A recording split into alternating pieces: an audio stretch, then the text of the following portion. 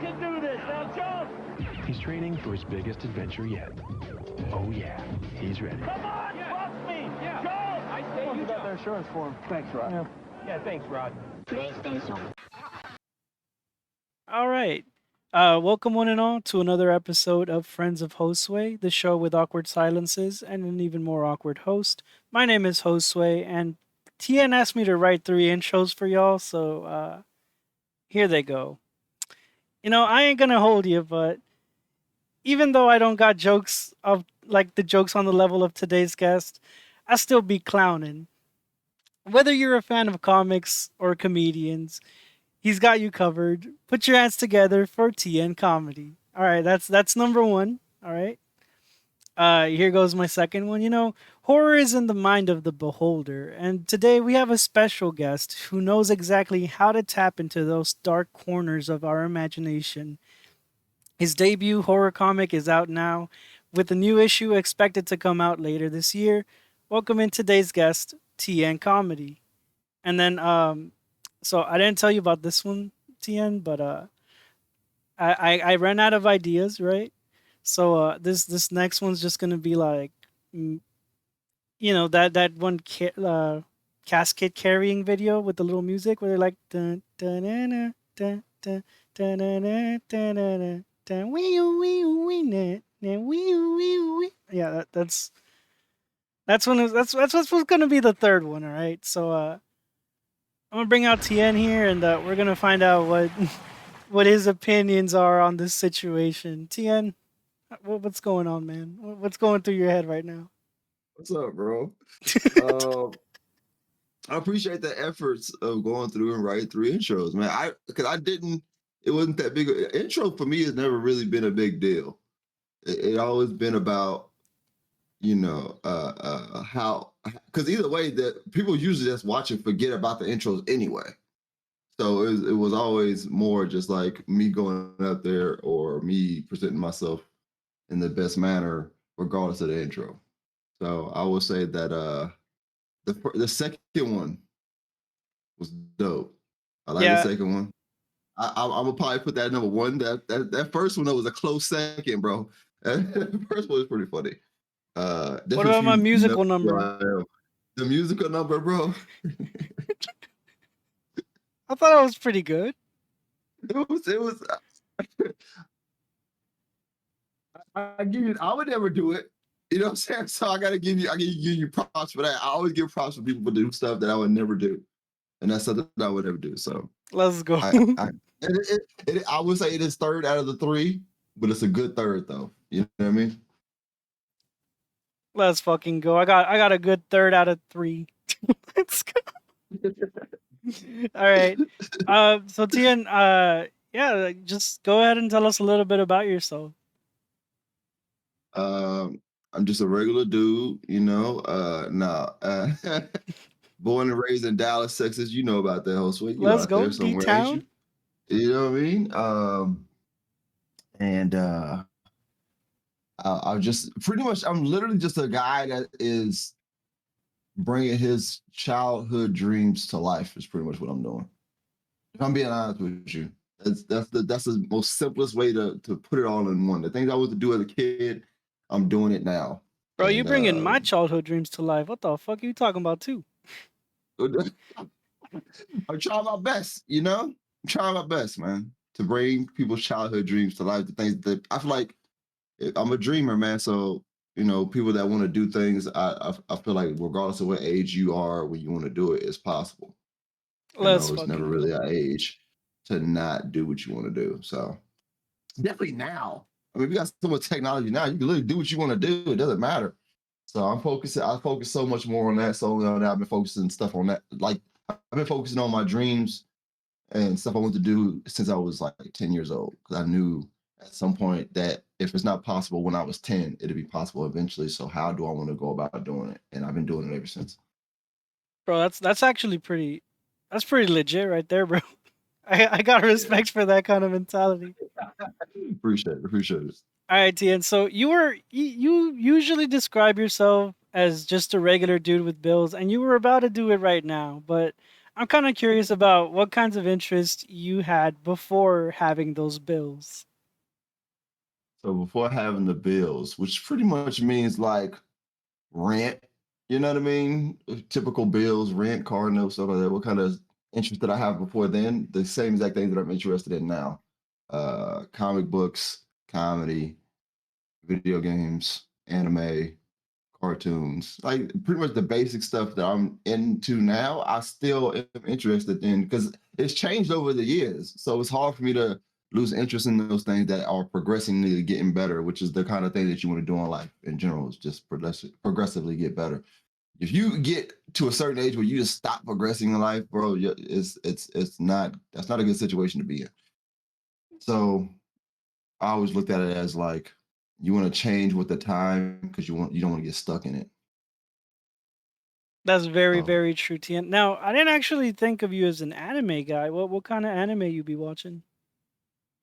bro, I was just about to have I was talking to aggressively coconut in Discord recently. If you know who she is, she's just a big supporter of just about anybody that's streaming dope shit on Twitch.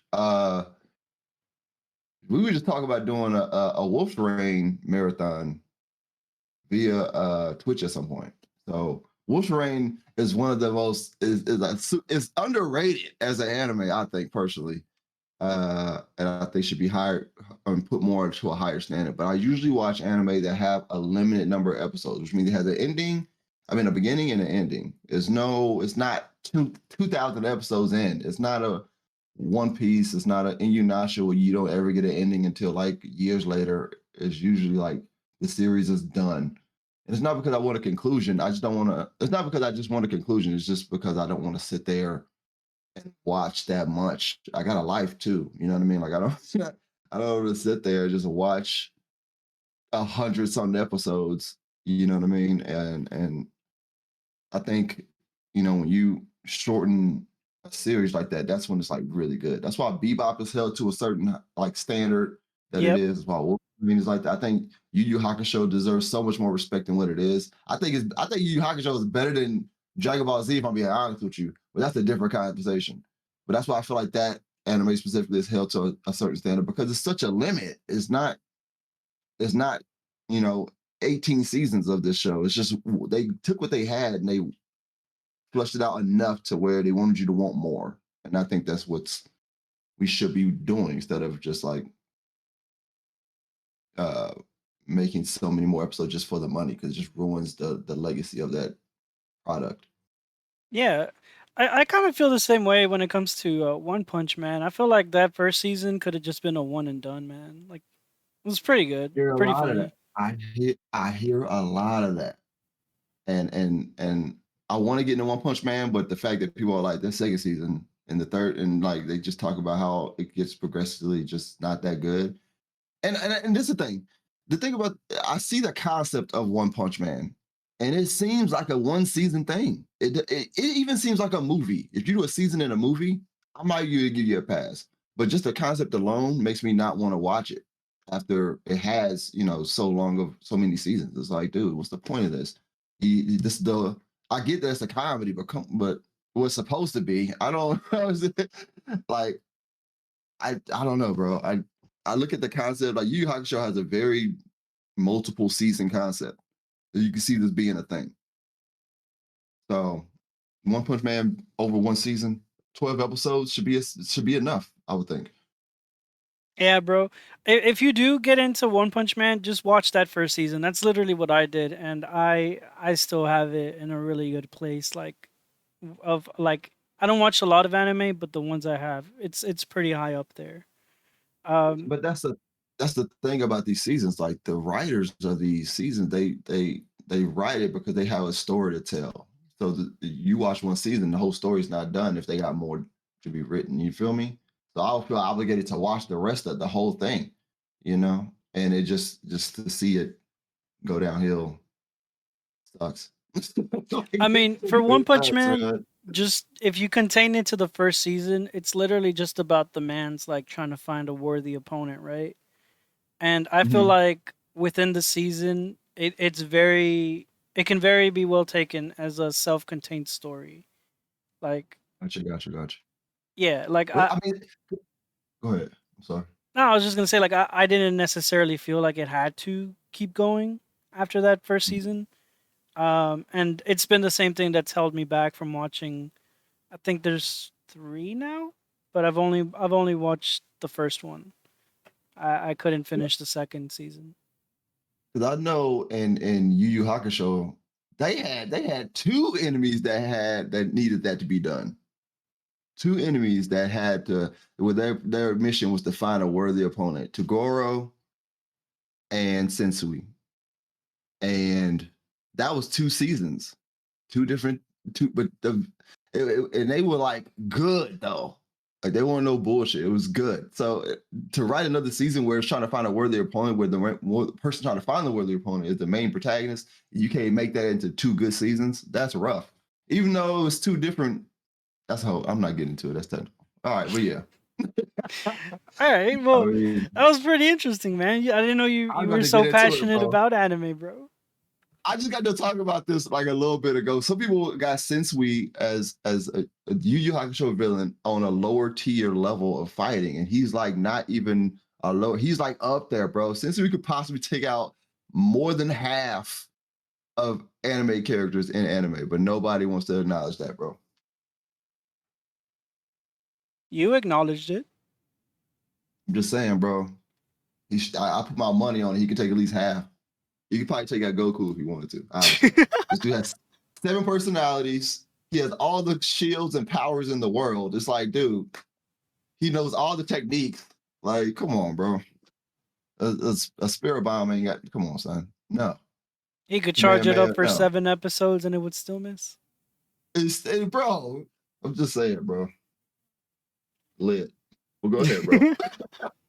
We can talk about anime all day, and I know you want more than just the anime conversation. Nah, bro. Listen, if you're willing to talk about it, bro, I'm willing to listen.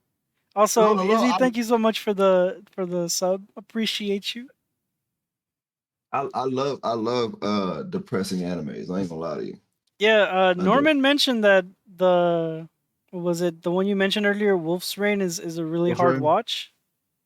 Yeah, that's my shit though, bro. It's such a great anime because it's only like 30 episodes, but it entwines like 7 different stories all in one. It's amazing writing. Uh it's amazingly written, and I think it deserves more credit for what it is. I mean, and I would love, this is one of the very few anime that can possibly pull off a live action now and it works. Mainly because I see what Twilight did when they did the live actions, and it looked amazing. So, and I mean, I didn't watch the movie, but I seen the transformations from the humans to the wolf. So to see that in a live action anime of Wolf's Rain would be fucking classic. And I think they are losing a big opportunity right now. I personally think the Wolf's Rain live action would be better than Cowboy Bebop's live action. I think they should have did the Wolf's Rain live action before they did the Cowboy Bebop live action, but that's a whole different conversation too. But I mean, the Cowboy Bebop live action adaptation to be compared with anything is almost like a. I don't want to say it's like a low bar, but it's like you're not gonna break your back trying to limbo under it. Yeah. It was definitely something that it was one of the most popular anime that even the general public to a degree knew about. You know what I mean? And it also was attached, it had a name that even the hardcore fans of the anime was going to watch it almost regardless. So it didn't really matter. But they got a Yu Yu Hakusho live action coming out. I don't remember when that is coming out, but it is. And I've been seeing it on Twitter, them posting pictures about it and stuff like that. So it is in the making right now. But it's some out there that just needs to be done. I mean, but it's some really bad live action anime, bro. And you know what it is? You know what it is, bro? The live action anime movies is mainly because the clothing, bro. Not mainly. I don't even say. I'm not gonna say mainly, but a lot of it is the way it's dressed. Okay, a lot of these characters. I understand that we want these live action characters to look exactly like the anime, but if you put these bright ass clothes on these anime characters, and the rest of the world does not look bright colored, it's gonna look weird, bro. Yeah, that You Dragon gotta make Ball it match, bro. adaptation. Oh my God, bro. Come on, man. You can't do that. So it's almost to a degree where you got to make a decision to either make these characters look like almost everyday characters dressed like they would typically now, or make the whole world dress exactly how the anime character would. You can't put bright color with a dark color. I mean, with a regular background and make it look. You can't do that, bro. It just don't work. Yeah, the characters would pop out a little bit more, and it's easier to tell where the flaws are. In comparison to just watching like an anime adaptation or a manga adaptation, like Norman's been saying. Yeah, All right, but Tian. yeah, I'm just saying, bro. I'm here. I'm here. What's up, bro? Interesting. Tian, I did want to ask though. Uh, as a regular dude with bills, right? Yeah. Um, what was your first job? First job was a lighting technician. A I was a lighting technician, technician. Tian. Yeah, I was a. You get well. Okay. Let me rephrase this. The technical term is lighting technician, but I did a lot of the lights for my high school, like Mm-hmm. in the play stuff like that. I was the light guy, quote unquote. But I mean, the technical term is lighting technician. But I was gonna go into that after high school, but I didn't. Um, so I would do all the lights for like the plays and the conferences that they had there at the school and the big theaters and stuff like that. I did all that. And that was a lot of work, bro. I ain't Bro, gonna lie to you, bro. how's the That was lights a in lot here, of bro? work. It looked great, bro. You might need to, I can fix some of the lights still. You know what I mean? I can fix some of it, but it looks amazing though. It still looks good. I can make it look pop a little more. You feel me? Yeah, we still got this boom mic hanging over my head, bro. Who can I call about that? Oh, see. We can put the mic under the desk, bro. We can hide the mic, bro. Hide the mic. We hide Yeah, the man, ain't mic. gotta be. Yeah, that's all we gotta do. So, so yeah, I would do all that. I would do the lighting and the sound, and you know, I made a lot of money doing that. I ain't gonna lie to you. Out of high school off rip, like when they would hit me up, I would go in. I'd probably work. Sometimes I'll work like 2 hours and make $200-300 off of that. And it was under the table money because you technically couldn't pay a high school kid like that, but they were paying me money, bro. And one of my biggest payouts was I would do because the like the cheerleaders or the hi hats, dance teams and stuff. They would do like a yearly thing where they would just like um do like a dance showcase or whatever. I forgot exactly what it was called, but they Recital? would do. I guess so. Yeah, you could call it that. Yeah. Uh, and I would be there for like I don't know, maybe a week rehearsing with them on the lights and stuff like that. Mm-hmm. And I made bank off of that, man. That was the big payday, bro. I ain't gonna lie, bro. Man, I made a lot of money doing that, and I did that even after high school. After I graduated, I probably did their lights for another like 4 years before I could just completely done because I moved after that. So yeah, All right, right out of lighting high school. technician TN, bro. That's what the T and TN stands for, bro. It's technician right there. Ignition, bro. You already know, dog. You know. All right. So you moved to Seattle and then pandemic hits, right? So Uh, that was after Seattle, though. that was after Seattle? Yeah, I remember the day that was happening. Like, okay, so the timeline goes I'm from Dallas to Seattle, and then I moved to Phoenix. The thing was, in the midst of me moving to Seattle, I remember like we were about to move like the following month, something like that, to Seattle. Mm-hmm. And I mean not to Seattle, but to Phoenix. We moved before we moved a month before we moved to Phoenix. I remember I was at work and people were coming in for masks. And if you know Seattle, Seattle has a big Asian community there. Mm-hmm. And then it was a lot of Asian people that was coming in and just buying masks, bro. And we were like, what's up with this? Why mask? We was like Bro, wondering, they like, knew, we out of bro. masks, bro. We all out of masks. We was like, why is everybody buying masks, bro? We never seen this before. They would consistently come in and just like ask if we had masks or not, and of course we said no because we ran out like the first week of the month. I forgot what month that was that it was happening, and so what we found out, maybe like, I don't know, uh, maybe a few weeks before now, I guess we never really did find out, but we found out that they were like, we found out that they were buying the mask and sending them overseas, but we didn't know what for. We had no idea. Like Yeah. they would buy the boxes of masks and they would just send it over. It was like, what the fuck? Okay, whatever.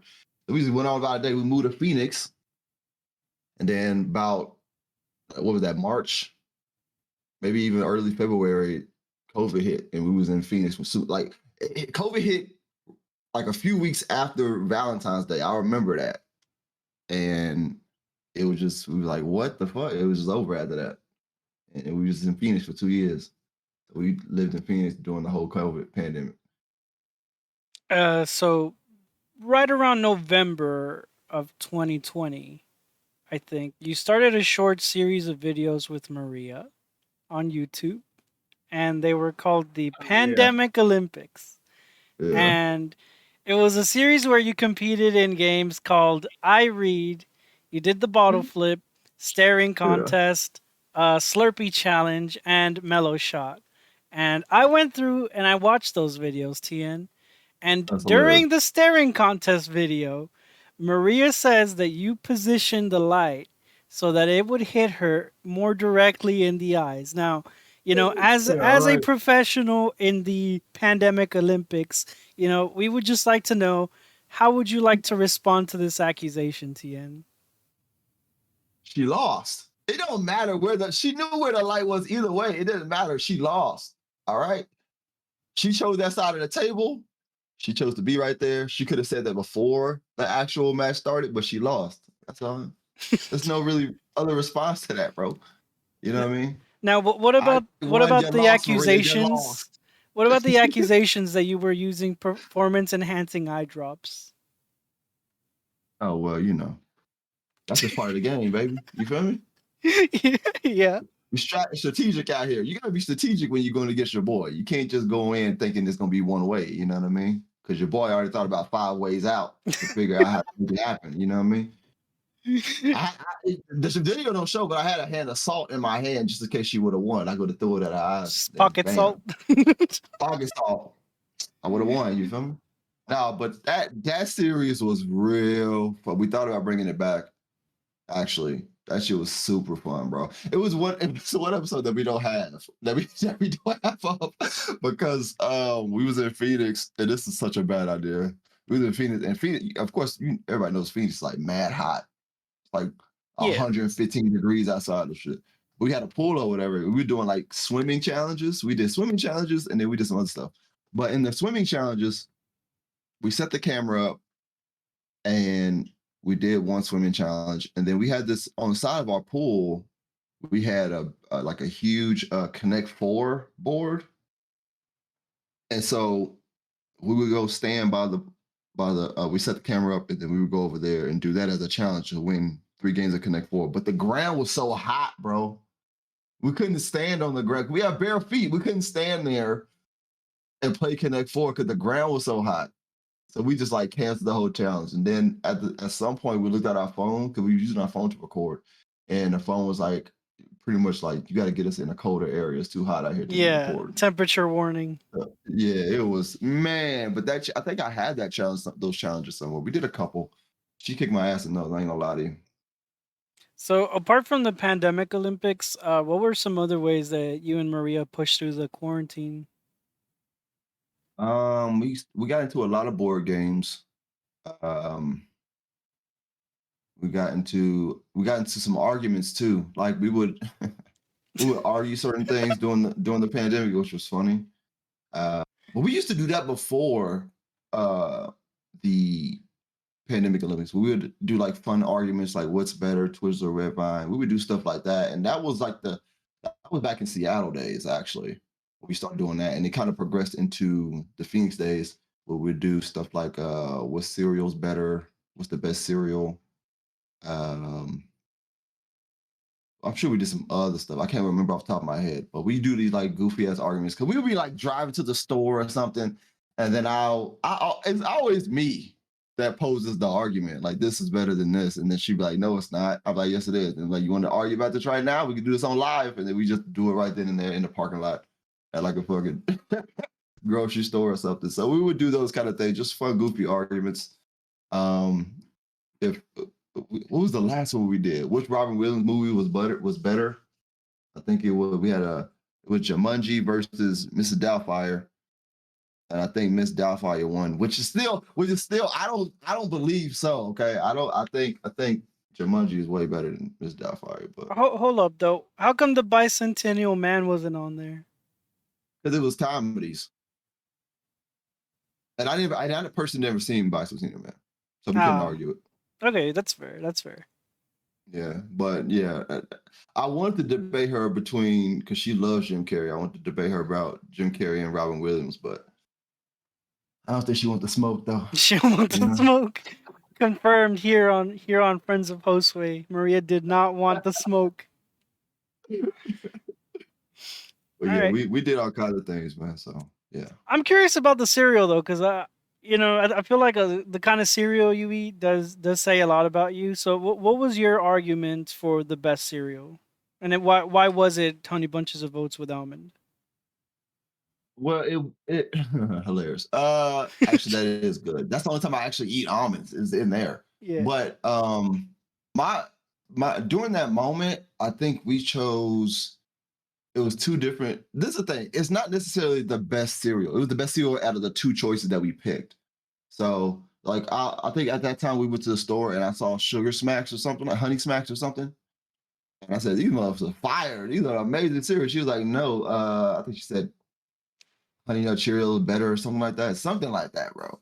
And that's why we debated on those two. I don't remember what two exact cereals it was, but that's how it started. Like I was like, this cereal is great. And then she picked up another cereal and said, this cereal is better than that. And I was like, what? It's not necessarily saying that it was my favorite because the best cereal general public would easily say is Cinnamon Toast Crunch. Easy. Bro, no. And I feel like general public, 9 times out of 10, most likely people will be like Cinnamon Toast Crunch. But I personally, my favorite cereal that's a great question. I never necessarily thought about it. If it's not, I mean, Golden Grams is up there for me. I ain't gonna lie. I be mixing my cereal, bro. That's the thing, bro. So it's kind of hard to like pick one. You know what I'm saying? The Captain Crunch berry one be fire too, though, bro. If it's just the Oops berries, come on, dog. Yeah.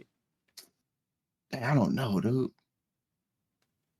I mean, for me, it's definitely what I said. The Honey Bunches of Oats with almond. That is my jam right there. All right, I'll eat it. Second to that is just regular ass basic bitch cornflakes.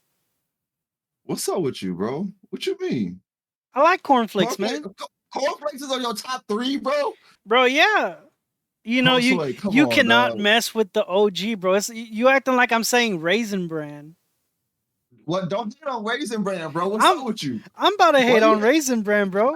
Why you hating on Raisin Bran Crunch? They be advertising it. They be advertising it as 2 whole scoops, but I don't taste 2 whole scoops of raisins in there. And if I did, I'd probably put it lower.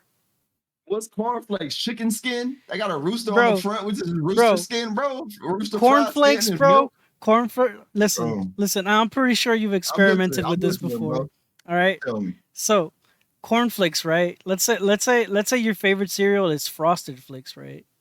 But you don't got the money for Frosted Flakes, so you just get you some cornflakes and you put some sugar in there, bro. The longer it took for you to explain that, by the time you would have explained it to somebody else, they cereal cornflakes would have got soggy, bro. That cereal takes it gets so soggy so fast. It's not like you fucking Fruity Pebbles, bro. It's the soggiest cereal ever. No disrespect to Fruity Pebbles, but Fruity Pebbles is fire. Yo, Fruity Pebbles is fire though. But yeah, I Honey Bunches of Oats though, I'll give you that, bro. It's somewhere up there. It progressed as I got older. Like I appreciate Raisin Bran now.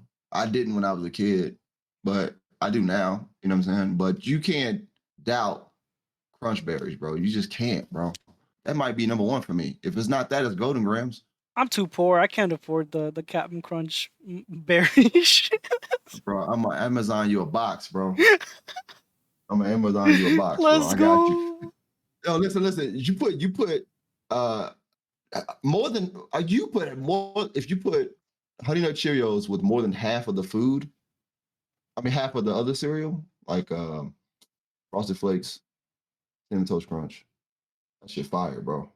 You gotta mix it. You gotta start mixing cereals, people. All right. Trust me. We need more cereal diversity out here. Mix your cereals up, y'all. All right. So It's mixing our good. cereals, right? What would you say is like a really good mix of cereals? Like, what would you recommend us try to get us into the habit of mixing cereal? Cinnamon Toast Crunch mixed with honey bunches of oats. Fire, bro. Okay, so you're just talking about like Fire. mixing two, right? Yeah, two different kinds of cereals together. Yeah. Okay, it's not like the kid that goes to like McDonald's and mixes like all the drinks. No, but you can mix cereal and ice cream and it work too.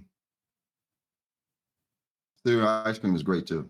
I mean, Cinnamon Toast Crunch and like some basic ass like you put it in vanilla ice cream, some chocolate ice cream, that'll work too.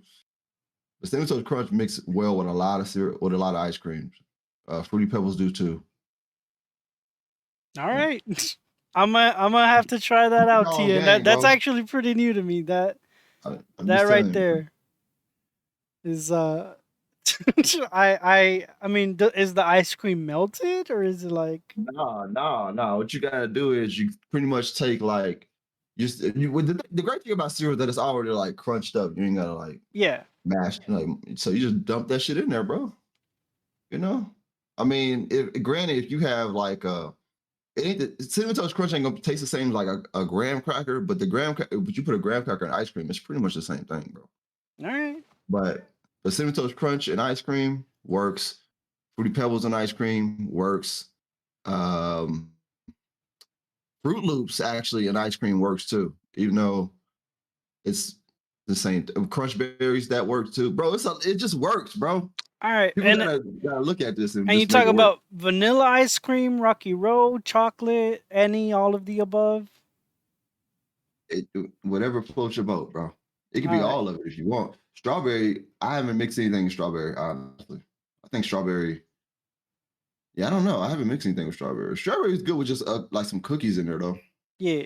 Well, I Yeah. like strawberry for me. Like I'm a little bit of like the weirdo where I don't like strawberries themselves. So like things like like cereals with strawberry in them, that special K type of shit. And then Bro, you strawberry not ice eating cream. this okay, bro? Nah, man, shit like that I don't like. But when it comes to strawberry Okay. milk, TN, strawberry milk go hard, bro.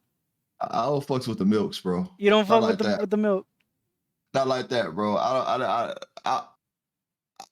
not the biggest milk dude. I know we talk about cereal, Yeah. but I'm not the biggest like I'm gonna drink the milk after the cereal. I don't do that, bro. I don't know why. I think I just got weirded out as a kid one day and just didn't do it. So I still don't do it. what happened? I don't know, bro. I don't know, bro. I don't know. I wish I knew what happened as a kid. I don't know, man. I have no idea. But you got some cinnamon toast crunch and milk. That's pretty much horchata right there, you know? Yeah. But yeah, I'm a Works. big fan of that strawberry milk, bro. But you know, now that I'm getting older, that shit's fucking with my stomach too much. So I've had to not partake in the drinking of the pink milk. You remember pink sauce, bro? How people were like, "Oh, I got sick and I had to go to the hospital." That's pretty much what's happening with me and strawberry milk right now. That is funny. We're having a tough part in our relationship. All right, and That's fucked up. sticking to the pandemic stuff, right? All right. So social distancing measures came into place, and I'm pretty sure that the attendance of both like some comedians and a lot of the audience was like impacted. What are some other things that affected the like during the pandemic that kind of you were kind of faced with as a comedian? Um,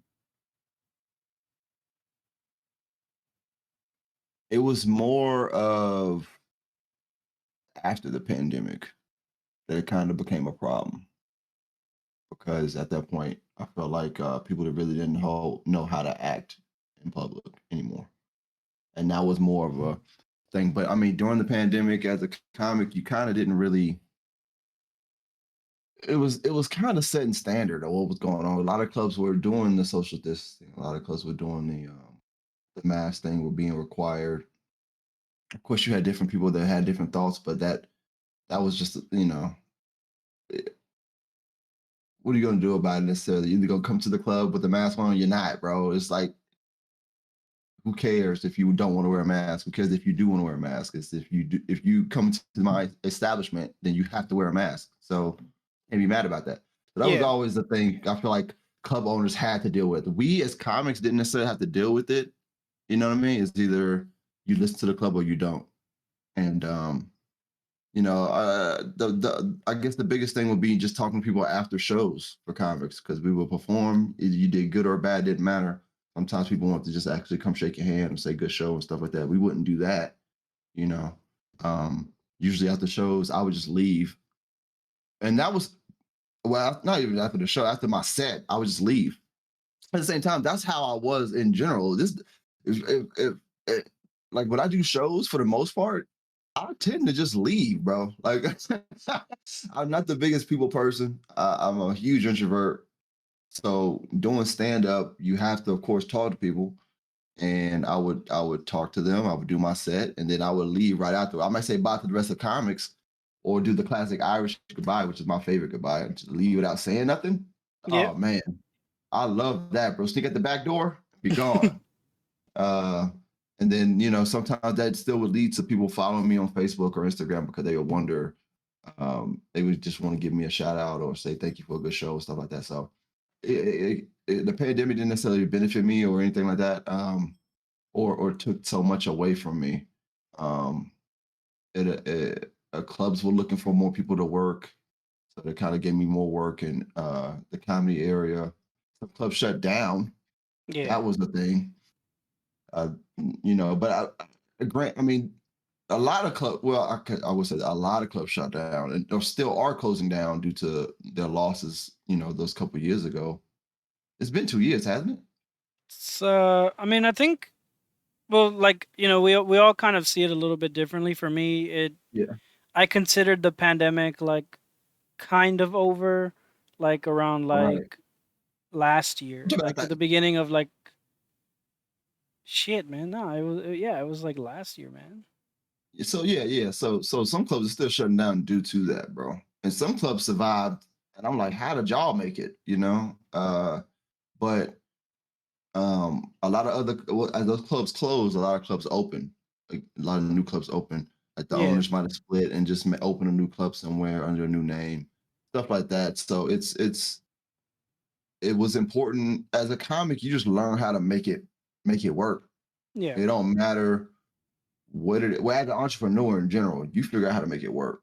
Like, I got bills to pay, and it's what I love doing. I'm going to figure this out. When you love doing what you do, you're gonna figure it out. It don't matter what's in the way. You're gonna Yeah. figure that shit out. So that's what I did. So I didn't really take a loss or have any problems during the pandemic, because I just figured it out. Yeah. All right, Tien. And how many years have you been in comedy right now? Like as of today? 14. 14 years. Yeah. Tien, how old are Right out of you? high school. 33. Okay. I thought we were closer in age, but damn, Tien. And 14 years in comedy. I hope you still remember what it was like for my follow-up question, man. Like, what's up, bro? so What's up? I got the info, bro. I mean, I was just gonna ask, like, you've been in comedy for 14 years. When you were new on the scene, like, what did you find more challenging, like writing the material or actually getting up on stage? Getting on stage. And is that something That's that still happens now, or is it like different? I mean, I still get nervous. Of course, you're gonna be nervous getting on stage. Yeah. If I'm not nervous about getting on stage, something's wrong. Like, it doesn't feel right. But it's one of those things where, like, once you get up there, I'm in my element. But it's that walk up. It's because I think it's just because that's now I'm starting to sit and think about it. I think it's because I don't like walking between groups of people. Like, it just Mm, feels weird. Like, I don't like being surrounded like that. You know what I mean? yeah. But when I get up there, I can see everybody, and I like that part. and then I'm like, all right, cool. Let me get to work. So it's getting on stage, depending on where it's at, can be nerve-wracking. But writing the material at this very moment, writing the material is a little difficult because comedy. This was sad about. I feel like in a way, comedy has degressed but has progressed at the same time. I think the quality of it isn't as good as I feel like it could be, and we've as just the society in general as people, just we don't want to be as clever or we kind of just want the low hanging fruit to a degree, and it makes the art form just not be as creative as I feel like it could. Now there are some creative comics out there. I'm not saying everybody's not creative. I'm not saying that it's not a good quality of comedy out there, because there is. It's just hard to find it, you know. Damn, dude, that tells me a lot about you as a comic. Cause just from that answer, man, I can really tell like this shit means like a lot to you. Like, you know, you look around and you notice these things and you're like, damn, bro, like they really out here fucking around in this is my zone and they're fucking around in it, trying to get this low hanging fruit when they don't know the sweetest one is all the way up there. That's in a way that's where I do try to like see. I try to see what's the one corner of this room that everybody's talking about, that everybody's like not touching. What is that one topic or one idea that everybody is not talking about that I can find? And it's usually the most popular stand-ups now, they talk about the basic stuff in the topic.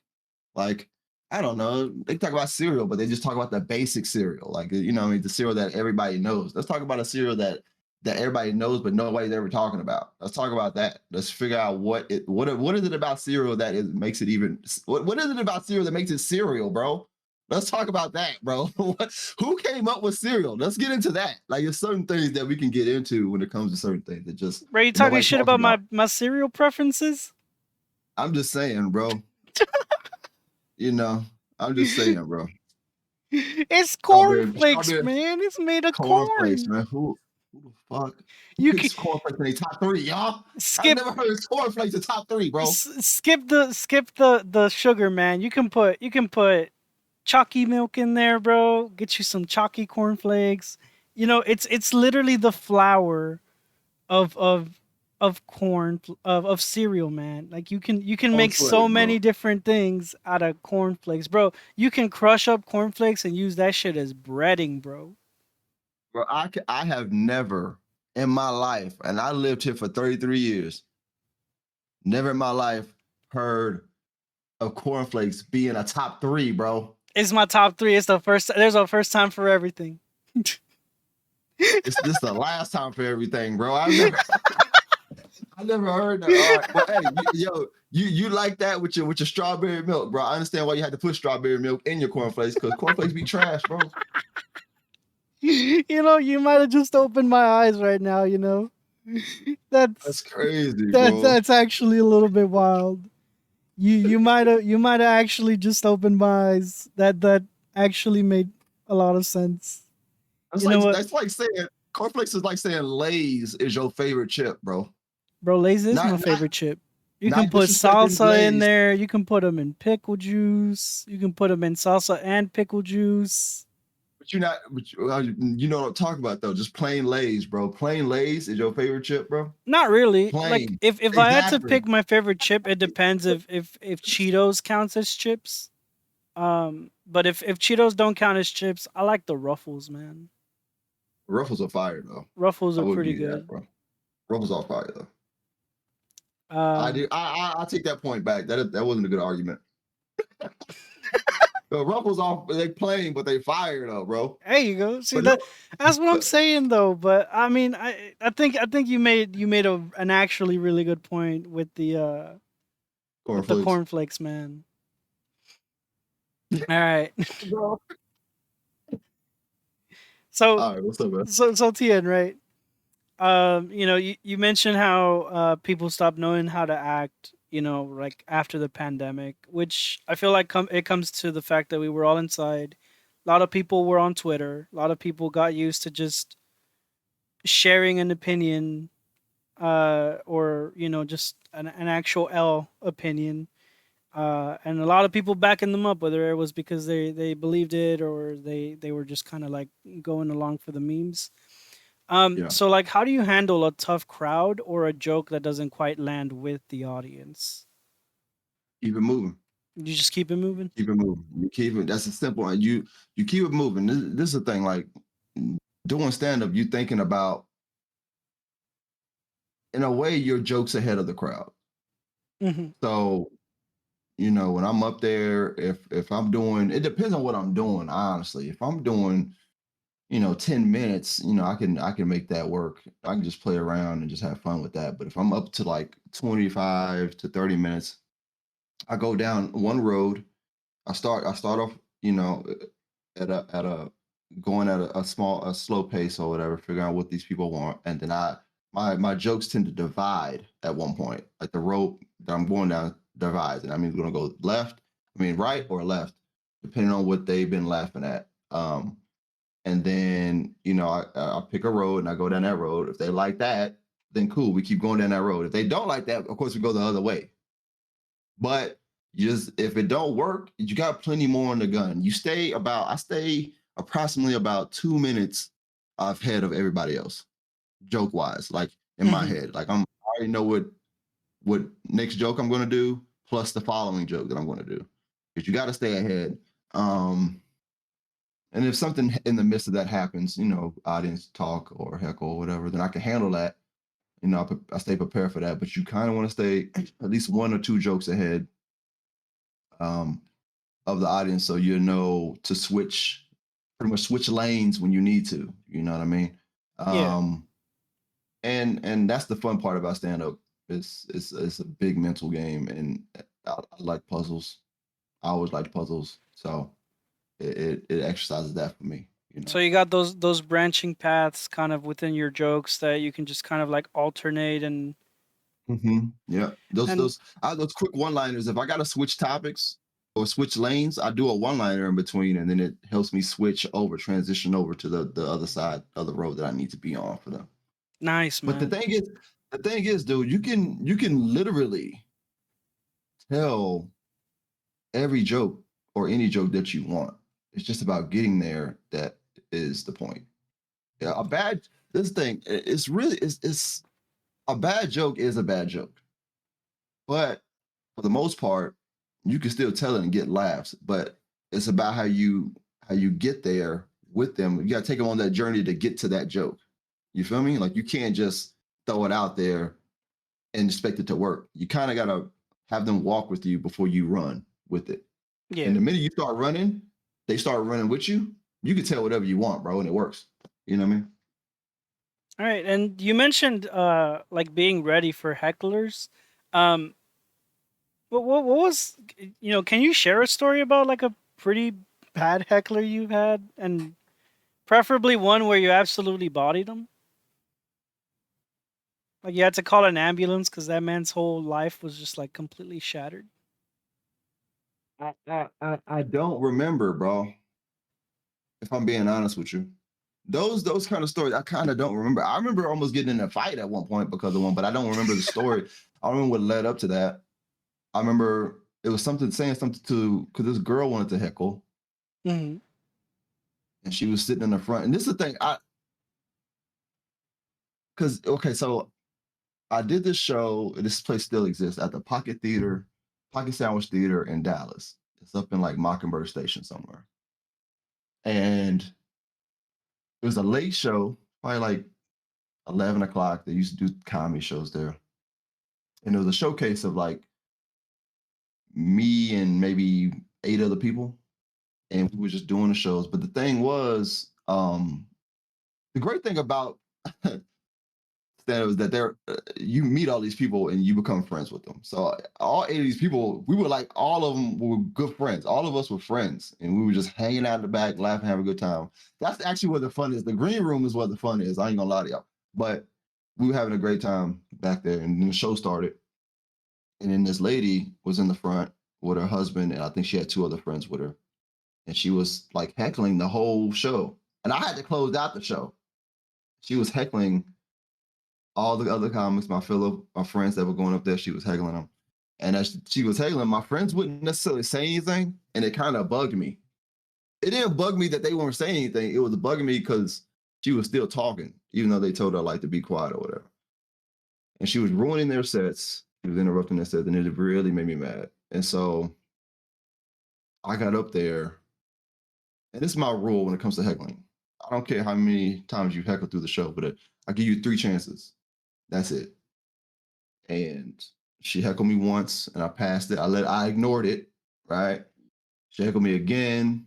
I said something. That's the thing. I don't remember what I said. That's the problem.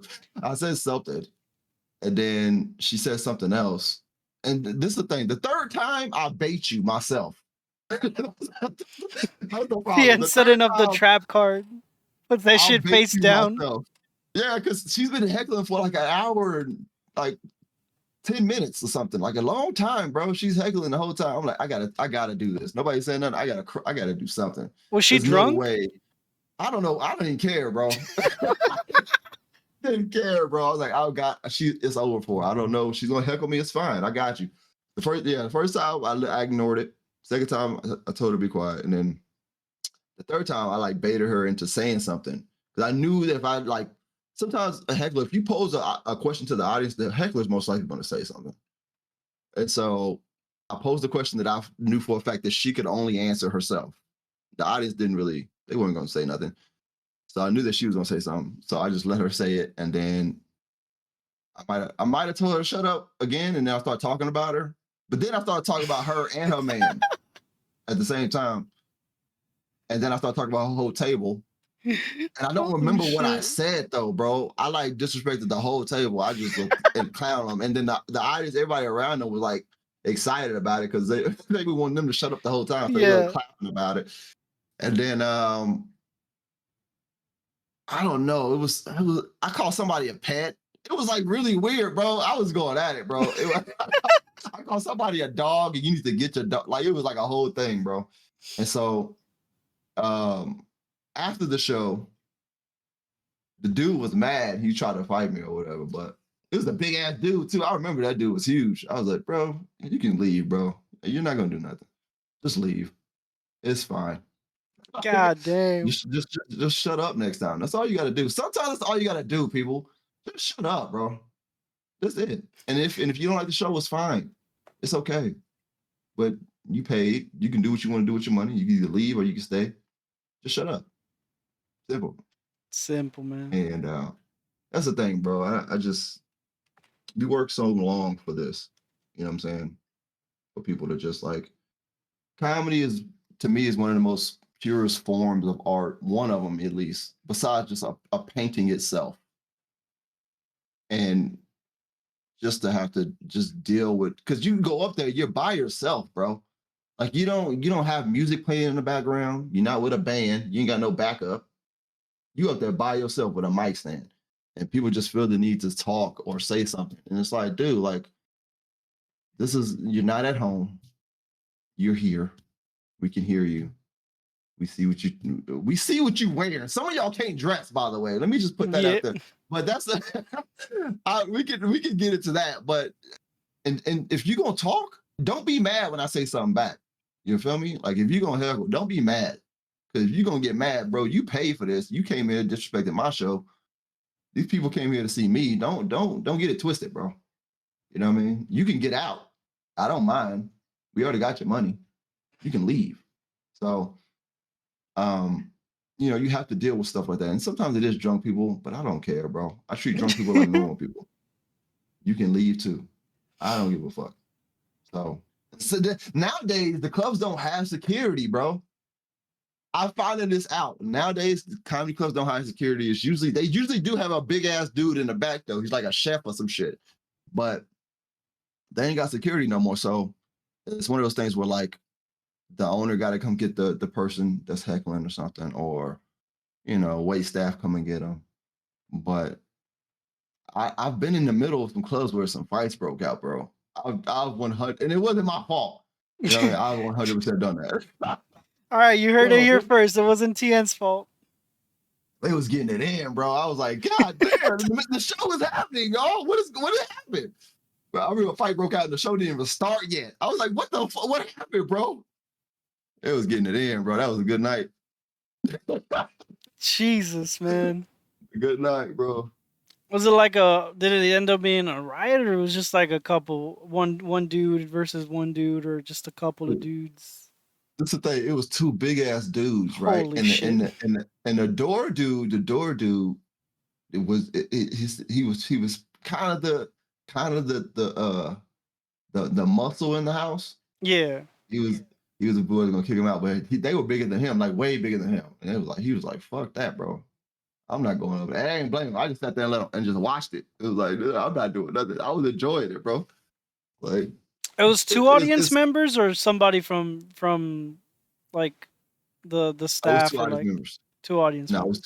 it was two audience members getting it in, bro. And we let them do what they got to do, and then and the show kept moving. Damn, bro. We got it Imagine out, and the getting show kept your moving. ticket for a comedy show and you get a fucking boxing match slipped in there too. You feel me? Yeah. Bro, that shit was lit. Now, Tien, you do more than just comedy, my guy. You have a regular day job, and then you put out Fuck two that different. job, man. Fuck Yeah, that fuck. job, bro. Let's go, Izzy. I agree. Hold on, I gotta cheer for that, my dude. Yeah, fuck the job. Yeah. New words coming soon. Fuck that job. You feel me? But you also put out two separate series of comic books. One being THorror, and the other one being hell yeah, coconut, big claps. So the other one is Just Us Cops, right? Yeah. And I'm assuming that doing all like authorship, a regular 9 to 5, and then your comedies, it's got to be kind of a lot. So how do you like balance these things out in your life and still have enough for yourself, or do you consider the comedy stuff and authorship to be TN personal time with a bonus? Um. I mean, in a way, I don't, bro. I don't really have a well balanced thing with those. It's one of those things where like what I kind of you know what I do. Now I think about it, I do. It's more of what I'm in the mood for. Mm. If I'm in the mood to go to open mic tonight, I'll go to open mic tonight. If I'm in the mood to sit down and write jokes, I'll write a joke. If I'm in the mood to work on comic books, I'll work on comic books. Now sometimes I have to do these things. I have to get a book into the artist so he can draw it. Sometimes I have to do that. Sometimes I have to write new jokes for a certain event that I'm going to that I've never been to before. I have to do that. So when it's those things that I have to do, I make sure in my head to put a day aside. Like on Wednesday, we doing this. Mm-hmm. Not today, but Wednesday, we're gonna get this done. And I put that time aside to make sure that happens. And sometimes stuff comes up like maybe Maria wants to go out or something, or I feel like streaming at that point, Yeah. or my mood. I'm such a moody person, so if my mood's not right and I try to produce something when my mood's not right, it's not going to come out right. If I'm not in the mood to do it and I try to create it, it's not going to come out right, and I get really unhappy with it. And I at that point, I feel like I just wasted time of creativity when I can be creating something else that I actually want to do in the moment. Um, so when it comes to balance, it's all about what I feel like doing.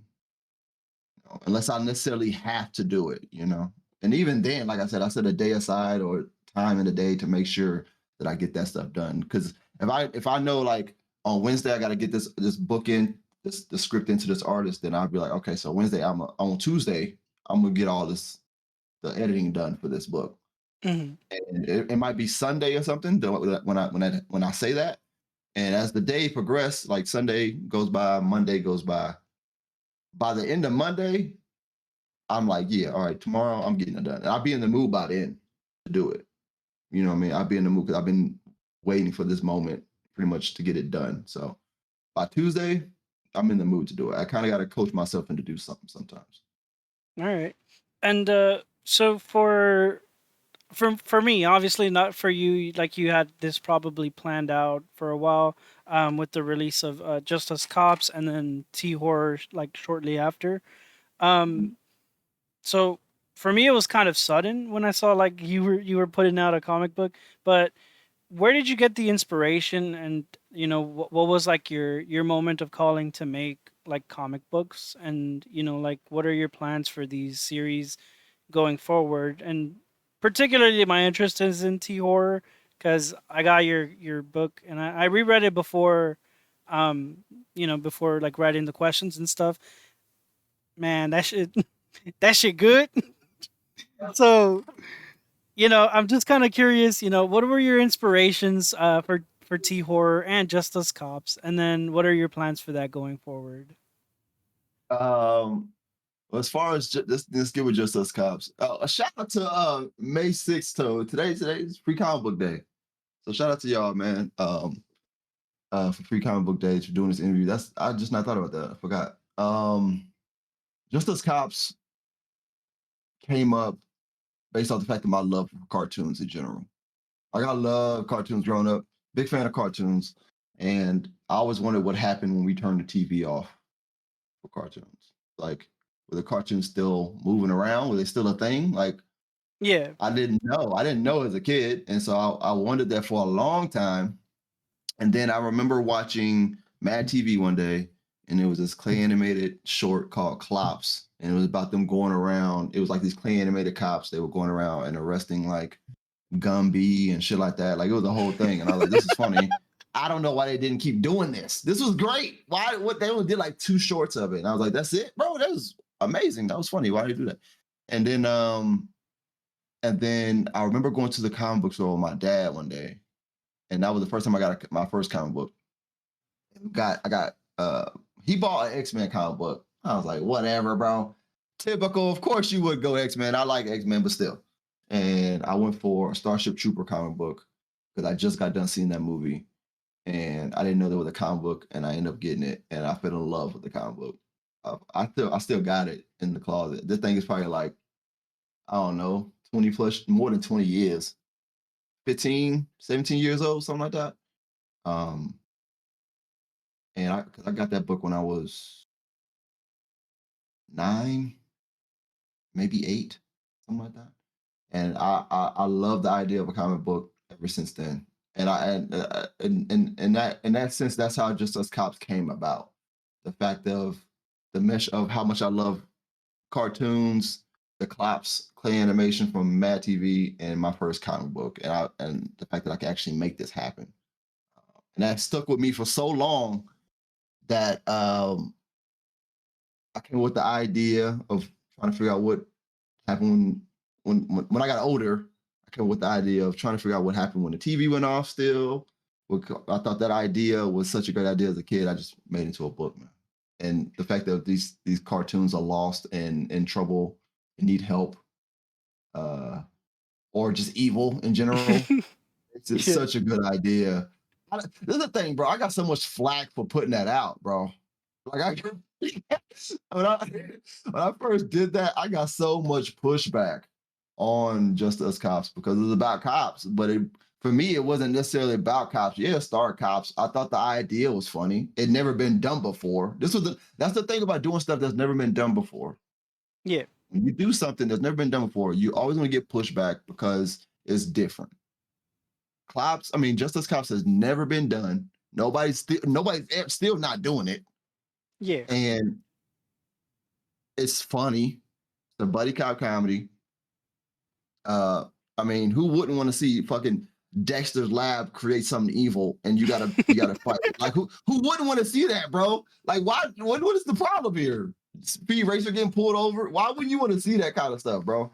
I think, and I thought of this I just thought of the idea of what was the first idea I thought of that was so good. I can't remember what the first idea. I think it was Smokey the Bear. He was like, done forest fires and blaming us on people because he needed a job because he was because they would have to put him out of work or something because they didn't need him anymore because there was no more forest fires.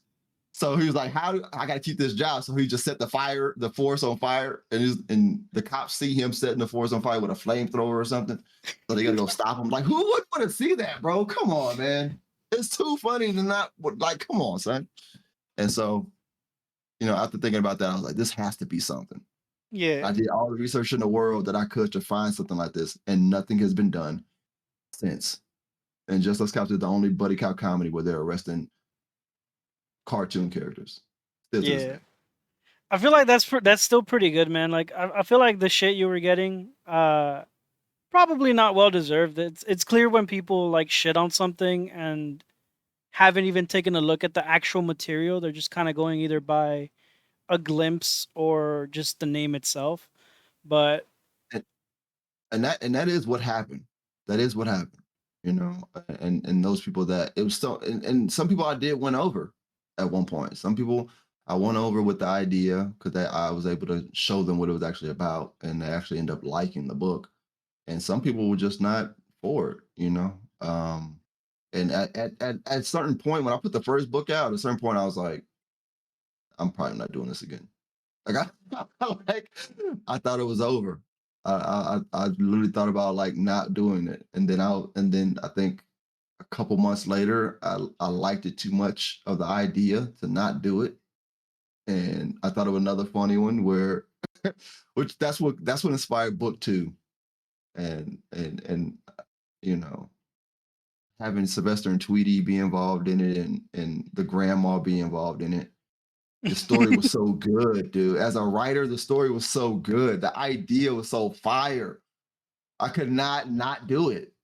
And I was like, I get this one more shot. And then book two ended up being like my bestseller still to this day. so you write the stories and the dialogue themselves, right? So you Yeah. send that out, and who illustrates? I got a little bit of a like in my Discord. I got a little bit of a shout out for like all the artists and stuff. So can we give a little bit of a shout out? Who illustrates both THorror and Just Us Cops? Well, okay, so okay, this gonna have a list. It went through a couple transitions. Just Us Cops started with a friend I met. I met through a friend when I was in Seattle. Her name is Ren Kelly, and she's out of Canada. And she did the first Just Us Cops book. She did the illustration, the lettering, the cover. She did all that, and we did that one. And she didn't want to. She got like some other jobs, so she pretty much stopped working on the series. And after that, I found Ima Utier out of Argentina, and we met via Facebook. The dude doesn't know any English, bro, and we were talking via translator, Google Translator or whatever. Yeah.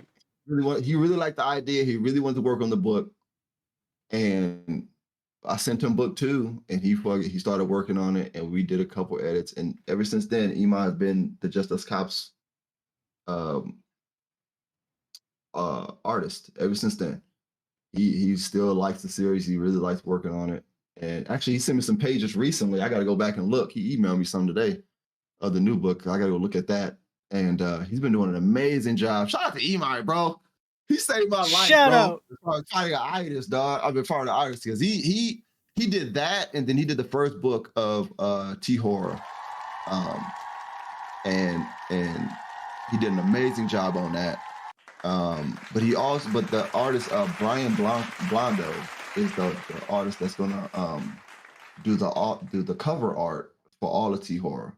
So the cover artist for THorror is Brian Blondo, and the artist for THorror number one is Ima Utiera, as well as Just Us Cops. All Oh of Just Us shit. Cops is Ima. 1 sec. There we go. I did a whoopsie. I was trying to turn up your volume, and the pin screen thingy was like, "Oh, what's that? You want to show your whole Discord? Okay." That's And it hilarious. just did it again, bro. Let's fucking go.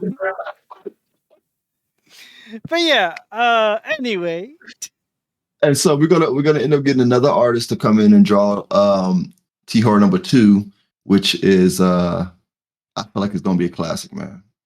I feel like this is gonna be a cult classic. It's coming out in October. It's dropping in October. Halloween is gonna be the day it drops every year. So I'm looking forward to that. He sent me some pages from that. The dude is talented. I'll be honest with you, I forgot his last name, but his first name is Marco. He's been doing amazing, dude. Like, I'm excited to see what he brings to the book, man. For real. Shout out to Marco.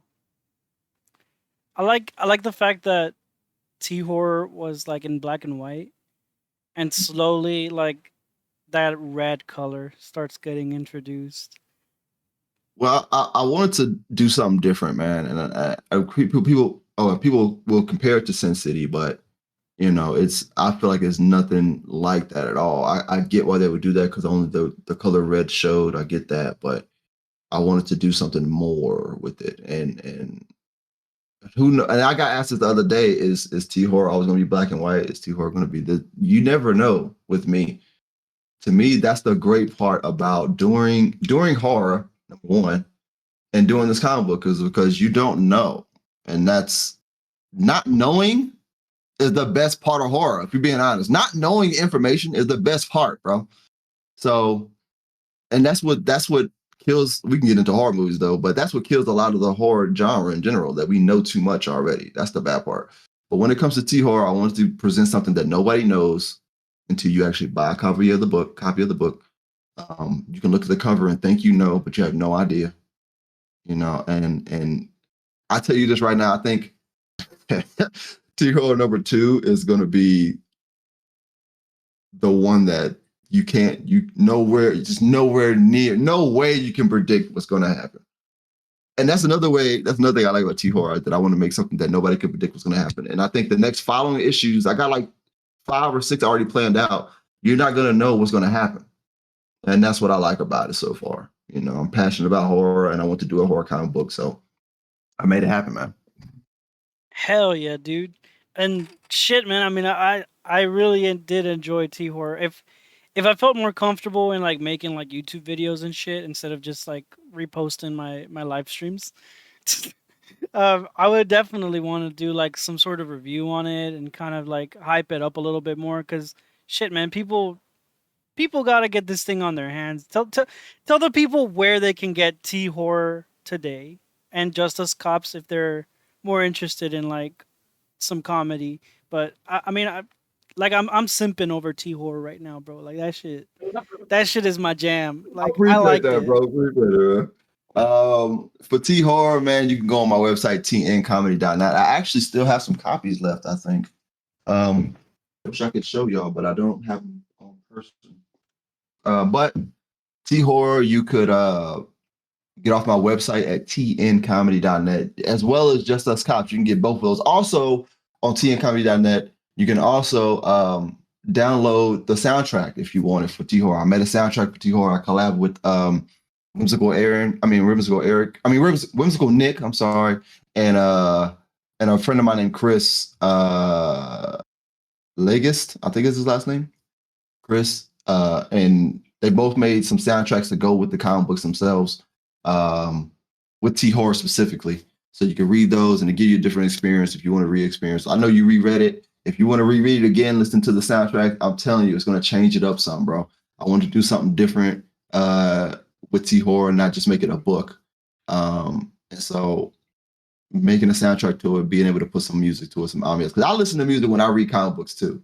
So I wanted to do something like that for this book. And I think I'm going to do the same thing for the following of THorror, at least put at least one track out each time. The new soundtrack now has 3 tracks on it. You can check them all 3 out on TNComedy.net, or you can go to my Bandcamp at the website at TNComedy on Bandcamp. You type that in, I should come up. And yeah, you can find that stuff there, man. Hell yeah, dude. All right. I'm actually pretty happy that I got to like kind of express how interested I am in that shit, man. Because I need you to know that I need this shit to keep coming. Oh, I got you. Pause, bro. Pause. I got you though, bro. I got you. I got you though. I got you on the THorror, bro. THorror number 2, bro. I'll be sure to let you know soon. Actually, this is the thing. I tend to do this for people that are like fans of what I do. Sometimes I give out free stuff to y'all. Sometimes I literally put like names in a hat. Like Justice Cops has a pretty good fan base to where if I post about it, I'm guaranteed I know these people are gonna buy the book. They want the book. I know for a fact they've been asking me about the book, when is it coming out? That I know those people. And sometimes when I get those people, I put those names literally in like a hat or a jar or something. And I pick like 3 out of that hat, and I send them free copies of the book because I just appreciate them supporting me, bro. So after them being consistently and I'll tell you this right now. I don't know which series. I'm not gonna say which series, but one of these series is gonna end. One of them will. Don't say THorror. Don't do that to me. I'm not gonna say which one, bro. One of these series is gonna be done. And this is the thing. Those people that have all the issues to that series will get the free book, the last book, for free. I'm gonna give that to y'all because I want y'all to I just appreciate y'all over the time supporting me. Now, over time, if y'all want more of that series, and I can come up with a great idea, then I might do like a Kickstarter to get it done. But that's in in the future. You know what I'm saying? I will say that one of these series are gonna end, and I already know how it's gonna end. It's gonna be dope though, man. I just appreciate the support, so I try to give back to y'all as much as I can while also staying afloat on bills. You know what I'm saying? So I appreciate y'all, help me pay bills, but at the same time, I want to be able to give back to y'all for that. You know what I'm saying? All right, man. That's a really nice way to wrap up this little segment here. I'm gonna move on to some gaming questions here. So similar to the beginning of the interview, I do want to know if you remember the first game that you played, and please don't say Super Mario Brothers. Bro, we didn't have Mario in the house like that, bro. Bro, same. We had the very first game I think I remember playing was Robo Warrior on NES. And that game, that game is hard, bro. That game's still hard, bro. Jeez, bro. I tried to play that because when I first started doing Twitch, right? When I first started streaming, I tried to do the thing where I want to beat the games of my childhood. So I would try to find the fun part about that was I would find these games. Like I never beat Robo Warrior, so I go find Robo Warrior and then play it on the actual NES console. That was my whole concept for the Twitch, right?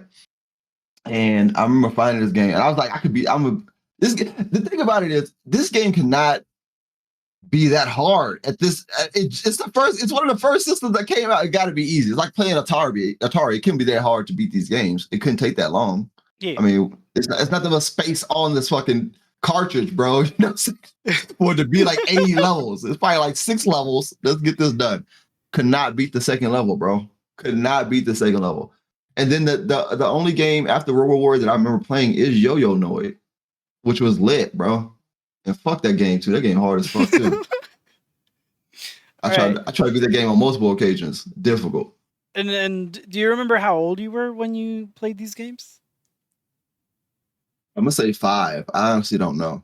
All right. I honestly can't remember. I just remember that fucking music. That's all I remember. I was about the same age when I first picked up Resident Evil. 5, bro? Yeah.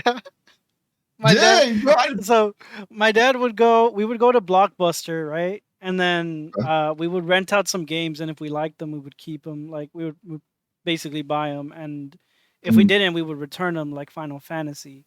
Bro, you got to keep in mind, right?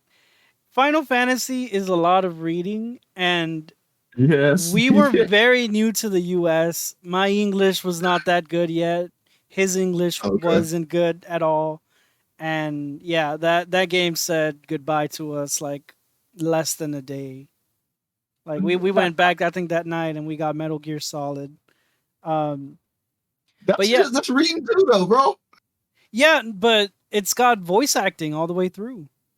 That's true. And that's very at least true. From there, we could understand like like the tone of their voices, we could understand, oh, he's angry about this, something happened, just context clues. But yeah, no, Very fuck true. Final Fantasy for the earlier ones for just being like text only. But anyway, yeah, so I was like 5 when I picked that shit up. So you said you were about the same age. Part of me wants to believe that 5-year-old Tien waited, I don't know how many years, for Dead Island 2. And you've been playing it on stream. What are your initial thoughts on it, and how have they changed as you've been playing it a little bit longer? Still top 3 zombie game ever. Top Easy. 3? Top 3, bro. Not even joking. What are the Not other even two? joking. I'm gonna say Dead Island 1 and Resident Evil 2. Okay. I can agree with that. As long as RE2 is in there, listen, I don't even care where it is. As long Yeah. as it's in there, that means you considered it, and it's amongst your greatest. I'm My fine with that. top 5 zombie game. Okay, even looser, I'll make it a top 5 zombie game. It's up there though. It's definitely up there on initial for sure. I'm very. It's the first game I can say that I'm proud of. I'm proud of this game, and I'm not even a part of it. So it's like, how can I be proud of it? I mean, I'm proud of what Shadow Man did too, but that's another story. But Dead Island 2 is 10 years, bro. Come In on, 10 development hell? years. And just going through different public, just all over the place, bro, for 10 years.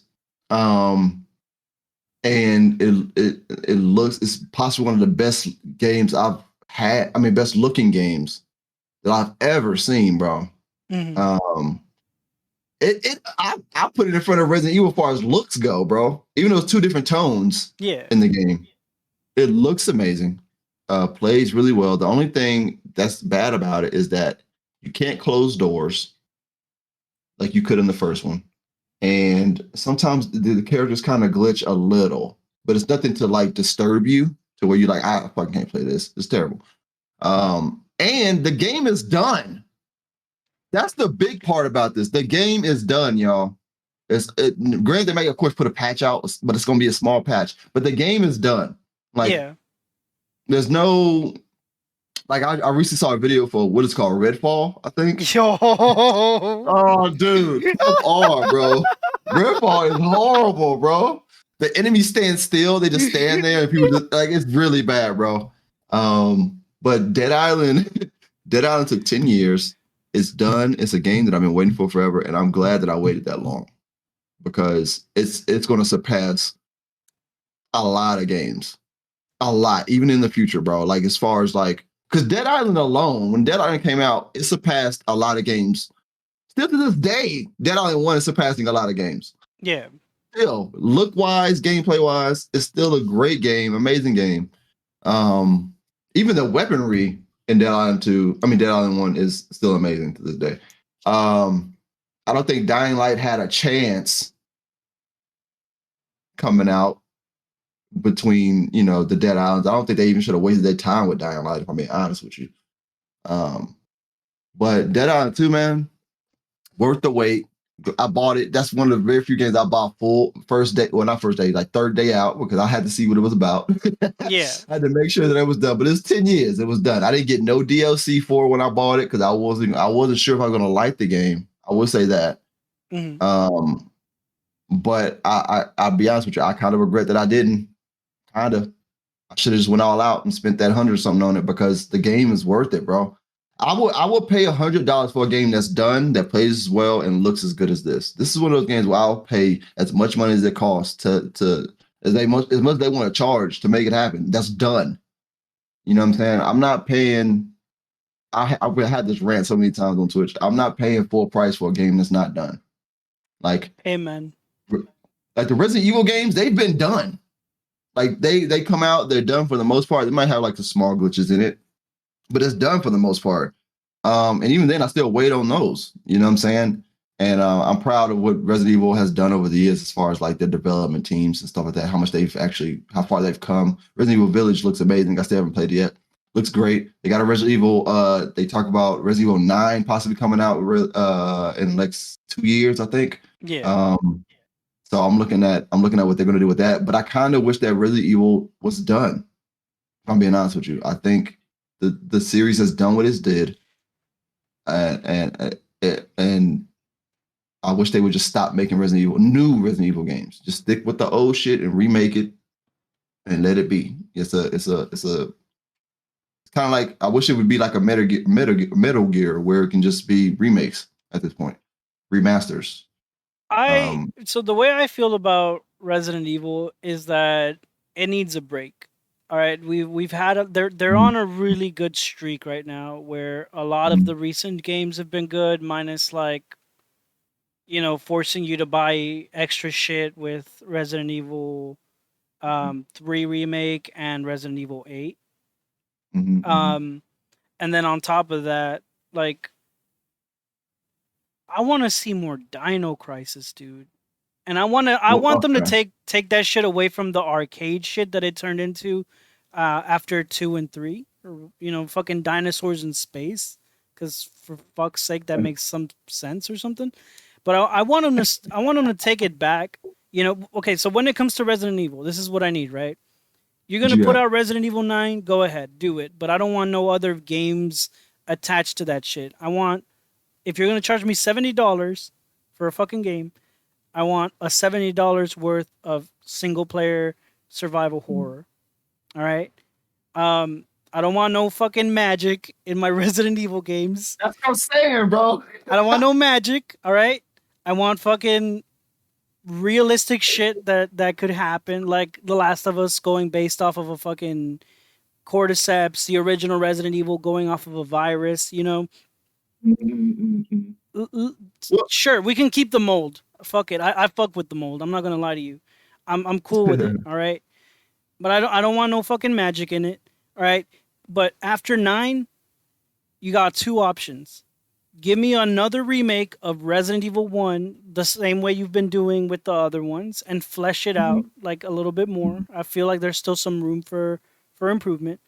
And then fucking stop with Resident Evil. Just put the brakes on it, put that shit in park, get out that car. There's a nice shiny Ferrari over there called Dino Crisis that needs you to drive it at like 150 miles an hour down the highway. Oh, and I need you to pump that shit out for like a while. Because they're giving us some dinosaur fucking live service game, and everybody thought it was going to be Dino Crisis, bro. Yeah. And they pulled this shit out on us. No. Okay, you're working on the dinosaurs. Cool.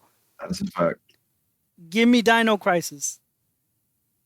Put Resident Evil on hold. Give me Dino Crisis. I think they doing Dino Crisis. They just ain't said it, bro. I genuinely think they did Dino Crisis. They ain't saying nothing about it though, because it's number one, they got that other game coming out, and it's gonna, hopefully, I would think that would make waves enough for them to be like, okay, we really need to get this game done. We really need to get Dino Crisis done. But I mean, at the same time, Resident Evil it was only so many scientists that knew about the virus. Let's get that out the way. It's only so many scientists that took a part of that virus and left. In the original, I think it was only like 4 or 5 that took it and left. And then now it's up to like Resident Evil 9 coming out. Like, there's so many different scientists. Just stick with the scientists that took that. And I think you beat all the scientists that took all of them already. But at the same time, I think Resident Evil should be the last. Resident Evil 9 should be the last one, number 1.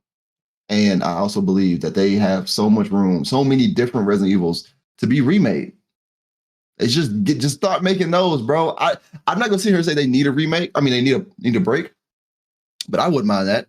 But if you just remade from Resident Evil Gaiden all the way down, just remake all of Survivor. It's so many that Resident Evil that we can't play anymore, just based on the fact that they don't make them anymore, or you can't find them. They're rare as fuck, so you can't find them. Just remake those. Dead Aim. Remake all those games, bro.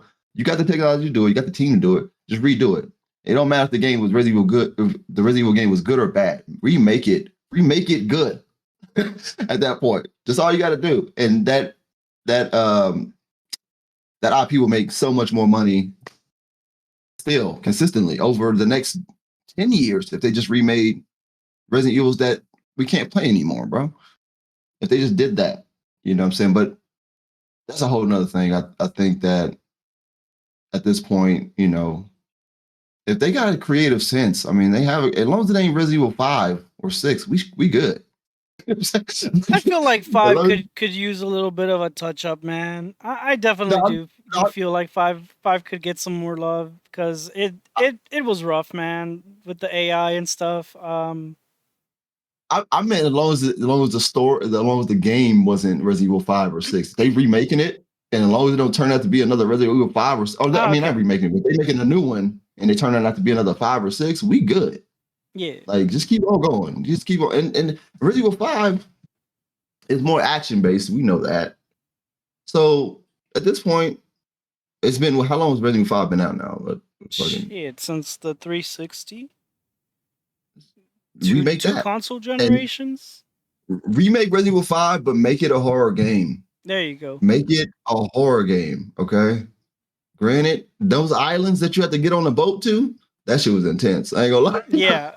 You had to get to the tribes, bro. That was crazy. But make it a horror game, bro. I think at this point, overall horror stuff is going to make a big impact right now.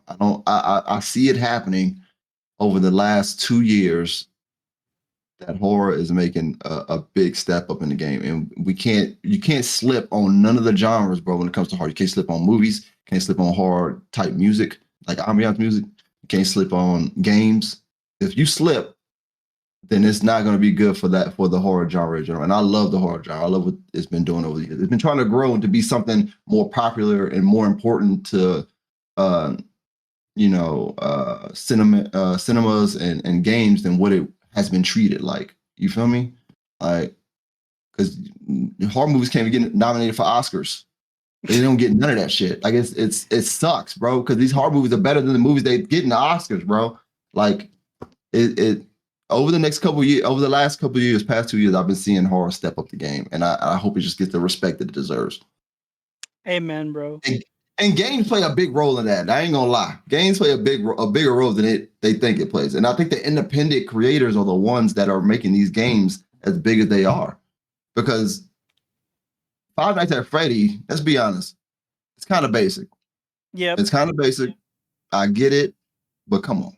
But at the same time, worked when it came out. It worked. Exactly. It's a different game than what it came out to be. I mean, it's a different game than what it was already out. Like, there was no other really jump scares games like that. And it made a story, it created an ambiance for the story, an environment that made it work. It was a perfect environment, and it sold crazy amounts. So it's like we, as just a horror fan in general, horror games, we're trying to make a stride, but it's also some people in there that it's the major companies that's fucking up, in my opinion, that's making it look bad because they get the looks. You know what I'm saying? They get the major looks. And that's why I'm proud of like EA for redoing Dead Space. I'm proud of what Resident Evil has been doing. I'm super proud of what Dead Island's been doing. Because these games, what game was that? Callisto Protocol? Such a disappointment, bro. Oh my God, bro. And I haven't even played it. I only saw video gameplay of it. And I'm so disappointed in that game because that game was a new thing that just came out. Nothing was touching it. It was a complete new series, complete new thing. And it just tanked really bad from the hype that was on it. And horror, I'll tell you right now, I don't know every horror game person in the world, but I guarantee you everybody was hype about that game. Every horror game was just mad hype about that game. It was like, this game is gonna be the shit. It's gonna be the one. We was telling everybody about it. We was like bragging about it like it was our kid. Our kid go play some football. He's the best football player ever. We were doing all that shit. And it came out and we was just like, damn, we can't say shit no more. But at the same time, EA came in and saved the day with Dead Space remake real fast, like a couple months afterwards. It came in and saved it with Dead Space, and we were proud of that game. You know what I'm saying? Even though it was a remake of one that was already amazing. Dead Space 1 was already amazing. So, you know, I'd put Dead Space in my top 5 too, but it's not a zombie game. Speaking about like remakes, I want to touch on a remaster you played recently. Well, not recently. I think it's been about a year or two. I know. I'm talking about Shadow Man, right? Yeah. Don't worry. I'm not gonna ask you. I'm not gonna ask you about what the story of Shadow Man is. I'm gonna tell you. No, go I ahead. actually wanted to bring up that there's some talk that there's a new Shadow Man game coming out called Dark Legacy. Yep, Dark Legacy. I already know about it, bro. I knew about that literally the minute, and I mean the minute Hostway it dropped. The minute the trailer dropped, I was already on my Facebook looking at it, bro. And I'm super excited about it. Coming out next year, quarter 4. I'm already got it on my wish list on Steam. It's already there, bro. All right, so there's not a lot of info out on it just yet, but like Oh, there is. what would you like to know, like, or what would you like to see gameplay wise that's been changed? Some older games they don't quite live up to modern standards. So what are some changes that you would like to see in the gameplay side, and what are your hopes for the story? Well, I went to the website because they already got a website up, and they would talk about the game for a little bit, give you like a little bit of info. It is a third-person shooter, action RPG. So it's gonna kind of come off like the Shadow Man was the original Shadow Man game. Mhm. It seems like it's kind of going to come off that way. It's going to take place. I think it said after the comics, after the first run of comics. I don't remember exactly. I got to read it again, but I'm excited to see if Dark is actually going to make an appearance. As being a fan of the Shadow Man comic series, I'm curious of what villains they're going to be in there, and I'm looking for. I've seen some screenshots of the actual environments that they have, so it looks like they upgraded a lot since the last time we saw a Shadow Man game, which is good. Because I think there's some stories in Shadow Man, the comic book, that can be really good as games. And yeah, I'm looking to see what Dark looks like. I'm looking to see how they portray him. I'm looking at what villains from the comic book series are going to be in the actual game, because there's some pretty cool villains in there. And so, as far as gameplay goes, I hope it plays fine, bro. Oh man, because when the first Shadow Man came out, it played trash, bro. When the very first it came out, a lot of people didn't like it because the controls were bad, et cetera, et cetera. And but it was just a good game in general, though. Shadow Man 1 was just a good game, so they gave it a praise, good scores and stuff like that. But the controllers were bad. So I'm hoping for Dark Legacy to be just what we need. And at the same time, I'm a little afraid because it's a Valiant comic book character. And I think it's Blowfish. Blowfish is the company that's making the game. Of course, they've been fine on making games, but Valiant as a comic book company has not been doing the best. They have been tanking like really bad over the last couple of years. And so I'm hoping that this game actually gets done. I'm hoping that what they have going on actually gets completed, because if it doesn't, I mean, Valiant it's just been doing bad, bro. Not paying people, stuff like that, and Yeah. their book sales haven't been the best. So who knows, man? Hopefully, Dark Legacy picks up Valiant, or at least we get another game out of it. I'm excited to see Shadow Man again, because there's definitely gonna be Shadow Man in there. And is it gonna be co-op? I have no idea. It could be, but I don't know. All right, all right. So Dan, you do also play a lot of indie games on stream, a lot of indie Oh, yeah. horror games. Um, what are some gems you've come across that you feel more people should check out? Uh, I mean, the Puppet Combo in general. Let's get right there. Puppet Combo is their company alone develops games that are just like horror games. If you like horror games, Puppet Combo is the company to go to. 616 is another company that got a bunch of horror games out. But indie games Ultimate Chicken Horse. Let's get that out the way, bro. Greatest indie game ever, bro. I'm gonna go ahead and say, all right. Bro, I'm gonna be a little piece of shit here for a second. You're welcome. All right. You're welcome for telling you about that. You're welcome for Move or what Die. you mean? What you mean? What I mean? Didn't I tell you No, about move or die. Ultimate Chick? No, bro. No, you I'm didn't, about to bro. check on Steam. I'm about No, to check on you Steam. didn't. But No, you didn't. I found that off a YouTube video actually was it of Donkey? it. No, it was who was playing that? Who was playing that, bro? I think it was a Berlizzi stream. and he was playing it with some of his friends, and I was like, "What is this, bro?" And I thought it'd be funny to be able to be a fucking chicken to jump across a falling bridge or something like that. I thought I gotta find this game, so I found it and I bought it off there. Now, Move or Die, you told me about, and I shout out to Move or Die. That game is fun. But I find a bunch of free indie games that gotta get some love. Halt the Heist, bro. Halt the Heist, free indie game, super lit. You have to have 4 people to play it. Now I think you at this point you can play with 3 people, but with 4 people is great. You play as 2 bank robbers and 2 policemen in a museum. One person is the hacker on the thief team, and the other person is the surveillance on the guard team. And you pretty much gotta catch the thief. That's all you gotta do. Yeah. And the thief gotta get out. That game is lit. Hold the high shot to y'all.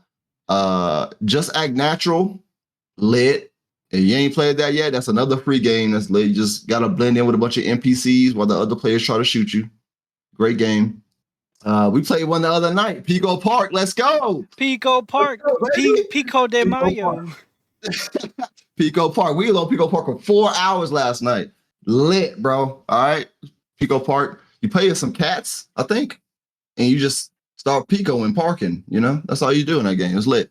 I play a lot of indie games though, man, because I think indie developers are the ones that are hungry for a real, like, or they're inspired to get a real game out. Like they want something from it. Like it's like they have a passion for this, because there's nobody that's not passionate that's gonna sit here and put a game together, bro. Like that's a lot of work, dude. So these indie developers that's coming up with sometimes just 2 people making a game, and they put their time in and they actually have a great concept and they make it work and they believe in the game, and I support them. You know what I'm saying? Because a lot of these major companies for years have been trash, bro. They have been garbage. They have not been finishing the games, and these are teams of people making these games. Teams, bro. The fact that Among Us was going to outsell a lot of these major companies alone was crazy. That was one of the first times I actually paid attention to an indie game that was actually outselling major companies on games. I mean, Minecraft was already there too, but that was I didn't care for Minecraft. Among Us was different. Like I looked at it, I actually thought it was a cooler concept, and Among Us shouldn't have outsell a fucking Resident Evil game if it wanted to. You know what I mean? Like it shouldn't. I think it did at one point, but it shouldn't. So shout out to the indies, man. Shout out to y'all, bro. Psychonauts. What Psychonauts? Is Psychonauts 2 that good though? I haven't played it. I haven't even played Psychonauts 1, man. I was too busy playing Metal Gear Solid 1 with no memory card all the way up until the PS3 came out. Damn, bro. Psychonauts is on Steam. Highly recommend, bro. It's still the first one alone is still good, bro. Like I have it and I played it and I was like, I haven't finished it though, but I was like, this is a really good game. Like I missed out. Like it's a good game, bro. So I hope that like I wish the best for indie games, and y'all keep coming out. Y'all hit me up. I will play y'all game, bro. I will play. I'll give it a shot. I'll play some of the weirdest shit ever, bro. Y'all game can be weird. It can be straightforward. It don't matter. I'm playing it. Y'all send it my way, man. Let me know. You feel me? Because I support it, man. I think I played a Yo-Yo Noid sequel, and there was no official sequel to it, but somebody made one. It was bad, but I had fun playing it though. I ain't gonna I had fun playing it. So, you know, I hope that, you know, indie creators make it where they want to make it. And I think what they're doing right now is fine. Every indie creator is starting like a Patreon or just a Discord where people are donating money so they can make more games. You know what I mean? I'm part of like a couple Patreons where, you know, you pay a certain amount each month and you get to just play whatever game that you want from them, as well as see what the next game coming into development. You get early access to these games. Like it's very like cool to be able to do that. So to be able to have a community where you can hone your own fan base and hear what they want, hear what they're talking about, hear what they like about the game. These indie creators got it down, bro. Shout out to Patreon for helping people be able to do that too, man, as an indie creator. You know what I'm saying? Hell yeah, dude. All right. That's about all I have here for us today. TN, I want to give the chat an opportunity to throw in a couple questions. I do have one from Coconut already. That says, does TN prefer cornbread or grits on the side with Southern barbecue? Cornbread, easy. Cornbread. Cornbread, definitely if you got like some baked beans or beans with it. Cornbread and the beans is lit. Hell yeah, with some brisket in there. Oh my god, different out Alright. here. You know, And while we get some more questions in, I need you to go ahead and just roast me to oblivion. bro. Why are you so pale, bro? On your picture, bro. Why are you get some sun, bro? You got a yellow jacket on. It's 100 degrees in Texas. What are you doing with a yellow jacket on, bro? You trying to bumblebee out here? What are you doing, bro? I'm comfy. Bro, go outside, dude. Bro, where you think I got this thing from, bro? I got this little Why flower. I got a you little bee on my desk. All right. also out here looking like the Michelin man, bro? The whole dude just made out of tires, white tires, bro. This is what you look like right now, bro. What's up with you? Out here looking like corn, bro. It's cool, dog. That's what you want to do, Josue. I ain't judging what you want to do, bro. That's up to you, bro. Oh shit. Bro, they ain't even asking questions. They talking about how you roasting me. You got the marshmallow dude from fucking Ghostbusters interviewing me, bro, with a jacket on. The Pillsbury Doughboy. Yo, what's up with that? Is that bee on your desk dead? Are you killing bees over there too, bro? Bro, I thought it was pollinating. Oh my god, he killed the bee, y'all. Look at the bee's just dead. He got dead bees on his desk, bro. That's the bee from Bee Movie. Damn. He's my co-host. Jerry Seinfeld. You kill Jerry Seinfeld. That's disrespectful, man. You don't ever water that plant, I'm sure. Bro, it's made out of wool. Bro, oh my god, bro.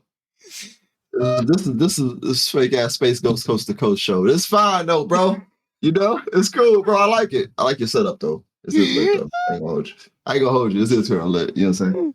The fact that you got that chair, nobody sat in it yet. It's kind of crazy. What's wrong with the chair, bro? That chair's actually stinky. That's why nobody sits in it. Yeah, that's why I'm floating above it, bro. I don't want to sit in that chair, bro. That chair is notorious for removing the legs of anybody that sits on it, bro. I had 2 guests in a row that sat on it with no legs. It smell like bad weave. Your chair smell like bad weave and cow piss, man. It's cool, bro. I'm chilling, bro. I'm not sitting there. I'm gonna just let that be there. I don't know why did your jacket come with the chair? What is going on? Bro, it was a 2-for-1. I had to, bro. When you got a 2-for-1 mustard special, bro? Got a mustard special outfit on right now, bro. With the chair to match, bro. That's crazy. Jeez, Josue. With the brown desk. All right, bro. That's what you want to do, man. Oh shit. I ain't hating though. I ain't got it like you like that. You know what I'm saying? I ain't hating, All right. Well, do we have any more questions coming in chat?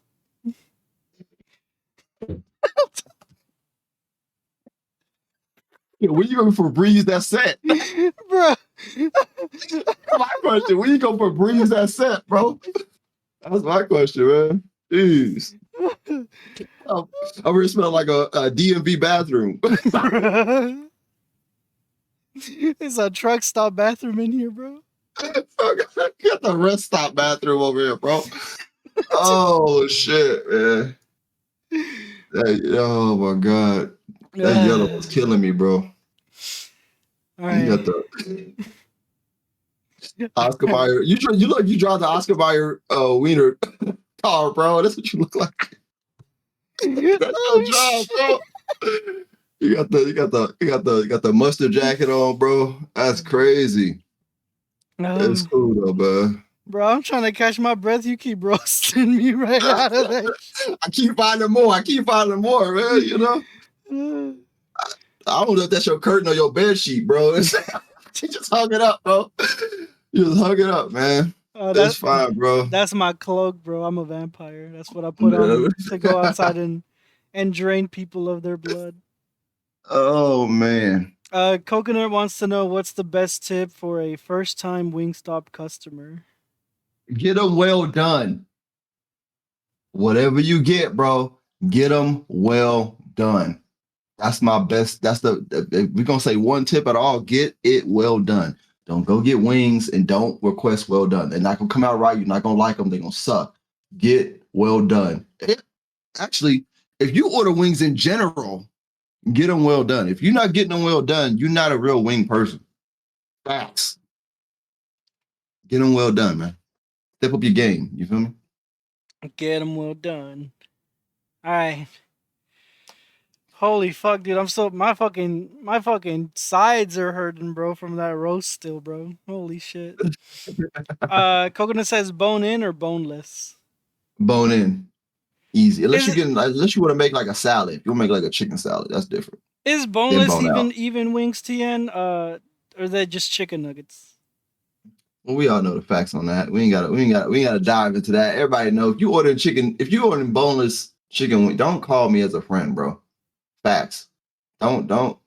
People that come to my shows that eat boneless get kicked out immediately. I'm joking, but don't do that, bro. All right, boneless shouldn't even be an option, honestly. Bone in though. Bone in. Bone in or bone in? Both. You gotta bone in. You gotta be boning while you bone in. You feel me? Oh shit. Both.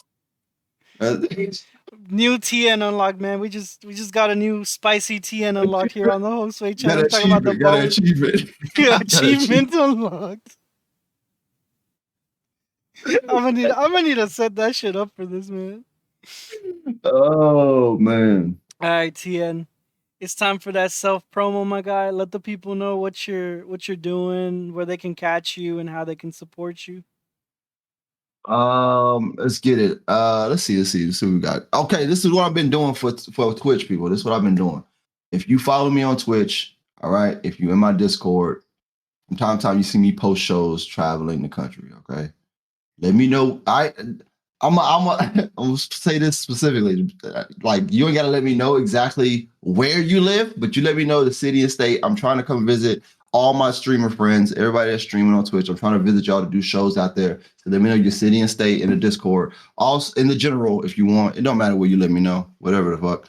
Also, you can follow me on Twitch at twitch.tv/tncomedy.net. I mean TNComedy, or you can visit my website tncomedy.net for all my other socials. Or you can just type in TNComedy on almost any social site. I'm gonna come up. You see my name, my face, Thomas Nichols.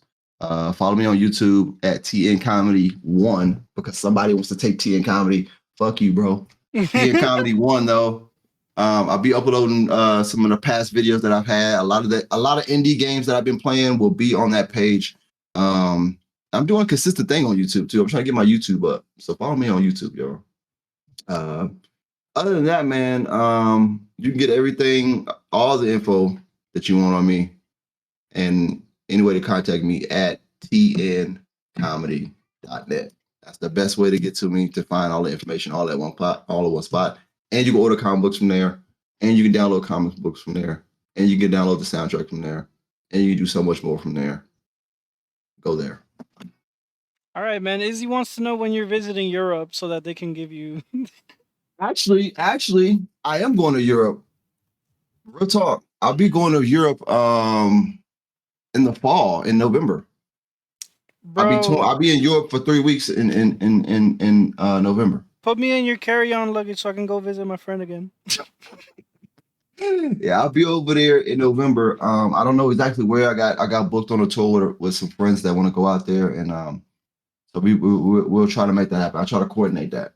But that's for real. I will be out there in November. Definitely I'm gonna say this. My passport come in first.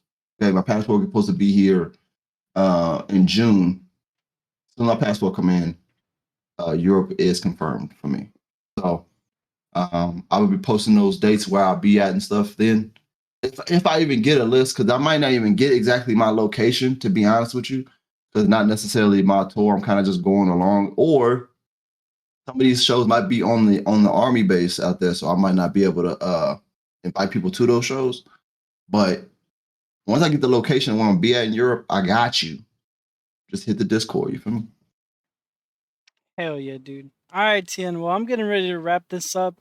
I want to say thanks again for coming on. I usually try to keep these things a little bit short, but shit, man, we just had a lot of good shit going here. I wanted to just kind of get all the questions in at the same time. But man, I really appreciate you taking time out of your day, man. I know you're busy. Like I said, you're out here putting out comic books. You're streaming. You're working the 9 to 5. Fuck the job. You're fucking playing video games. Like there's just so much shit going on. You're out here doing stand up. Busy man. Made time for the show. I really appreciate you doing that, dude. And yeah, man. Anything I got you, anything bro. any I last got you, words bro. before I send you back into heaven? I appreciate you making this happen, bro. I'm glad we were able to make something like this happen, man. Because like you putting in the work, bro. I see you, man. I want you, and I'm hoping that you get that Resident Evil time cut, bro. I want you to get an hour for me, bro. Make that Bro, I'm happen. Get it down to an trying. hour, bro. I Be know you honest, pushing bro. hard to make it happen. You don't want me to get an hour. You just want me to start speedrunning puppet combo games. Let's go. Let's go. Let's go. Yeah, that'd be lit. That'd be lit though. You know what I'm saying? That'd be kind of lit. So, but yeah, man. Shout out to you, man. You got a good production. Even though I clowned on your mustard set, it's kind of lit, bro. You feel me? So don't stop what you're doing, man. Keep progressing and getting better. That's all we should do. Chase your dreams. Don't forget that, man. All right, Tien. All right, I'm gonna go ahead and send you up. Can you do like a little wee? Ladies and gentlemen, TNComedy. So yeah, shit. If we can give another round of applause, keep spending your fucking your channel points, your farts. But yeah, so pretty good show. It's really cool guy. I really am happy that I got to meet him. Go check out his shows. Go check out his channel. If you don't, I'm gonna shoot you in the foot. That's not a threat, but I like to exaggerate things so that you can sense the urgency. Um, yeah, I suck at ending these, so I'll just go ahead and give the old church news. Next up will be a surprise guest on the show. Um, so yeah, like you can look forward to the surprise guest. I'm gonna ruin the surprise. It's literally fucking me. All right, I'm getting the interview. Um, that's gonna be on a Friday during the evening time here in the U.S. So some of our friends in Europe and across the seas might not be able to catch that unless you're a night owl.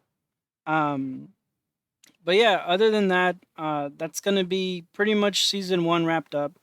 Um, I definitely want people to keep applying and show up for season two, which I'll either do after the summer or I'll do it at the start of next year, like I did for this one. I just kind of want to work on it and kind of give something new because, as Tian said, man, this set ain't doing it. So yeah, I just want to work on something a little bit different, have a little bit more chat interactivity, where y'all can keep doing stuff like this thing above me, the boom mic. I want that shit to move, but I don't have After Effects to make a little thingy. But yeah, blah blah blah. I keep talking. Um, yeah, definitely, Izzy. I will hit you up, and maybe you can either teach me a little thing or two so I can get started on this new set. Um, I've also been wanting to see if I can get this Timbo retired. Timbo's this VTuber. I want to see if I can get him retired and bring on the new style from Just Garbage Mouse. They're an amazing artist. You can see some of the emotes that I'm about to slap in chat. They've been done by Mouse, so I'm really looking forward to this new kind of style that I'm embracing. And I really hope that y'all are really liking it too. Um, but yeah, I definitely like it. It definitely fits a little bit more with my derpiness. Although classic Timbo will always be available in the um, what's it called? It'll always be available in the emotes. I'll switch it around sometimes, but I try to keep it under the free tier. Um, but yeah, before I keep on rambling for another 20 minutes, thank you all for supporting the show. I really appreciate it. I've been wanting to do this again, like I said, for a while, and one day I just kind of went for it. Salt was all in, and we've been going since. But I hope you all have a great rest of your day.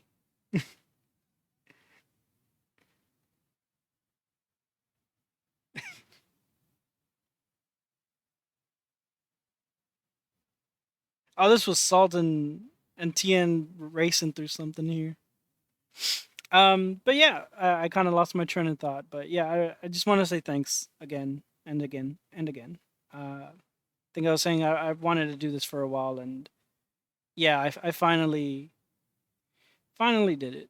Um, but yeah, I'll see you all on next Friday for the last episode of season one, and then we'll just kind of see where it goes and how the show evolves. But yeah, if you want to sign up, I keep forgetting to say this every single time. You can either ask me for the form and I'll just send you the link directly, or you can join our Discord where I have the link under the important stuff section of Discord. And yeah, you'll just fill out a quick form that's probably stupid and outdated.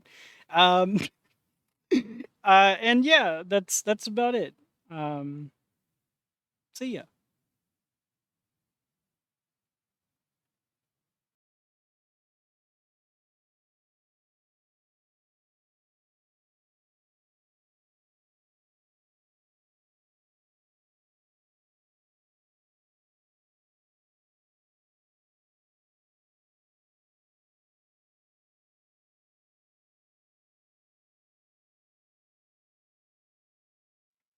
Oh, and I have a YouTube playlist with all the shows.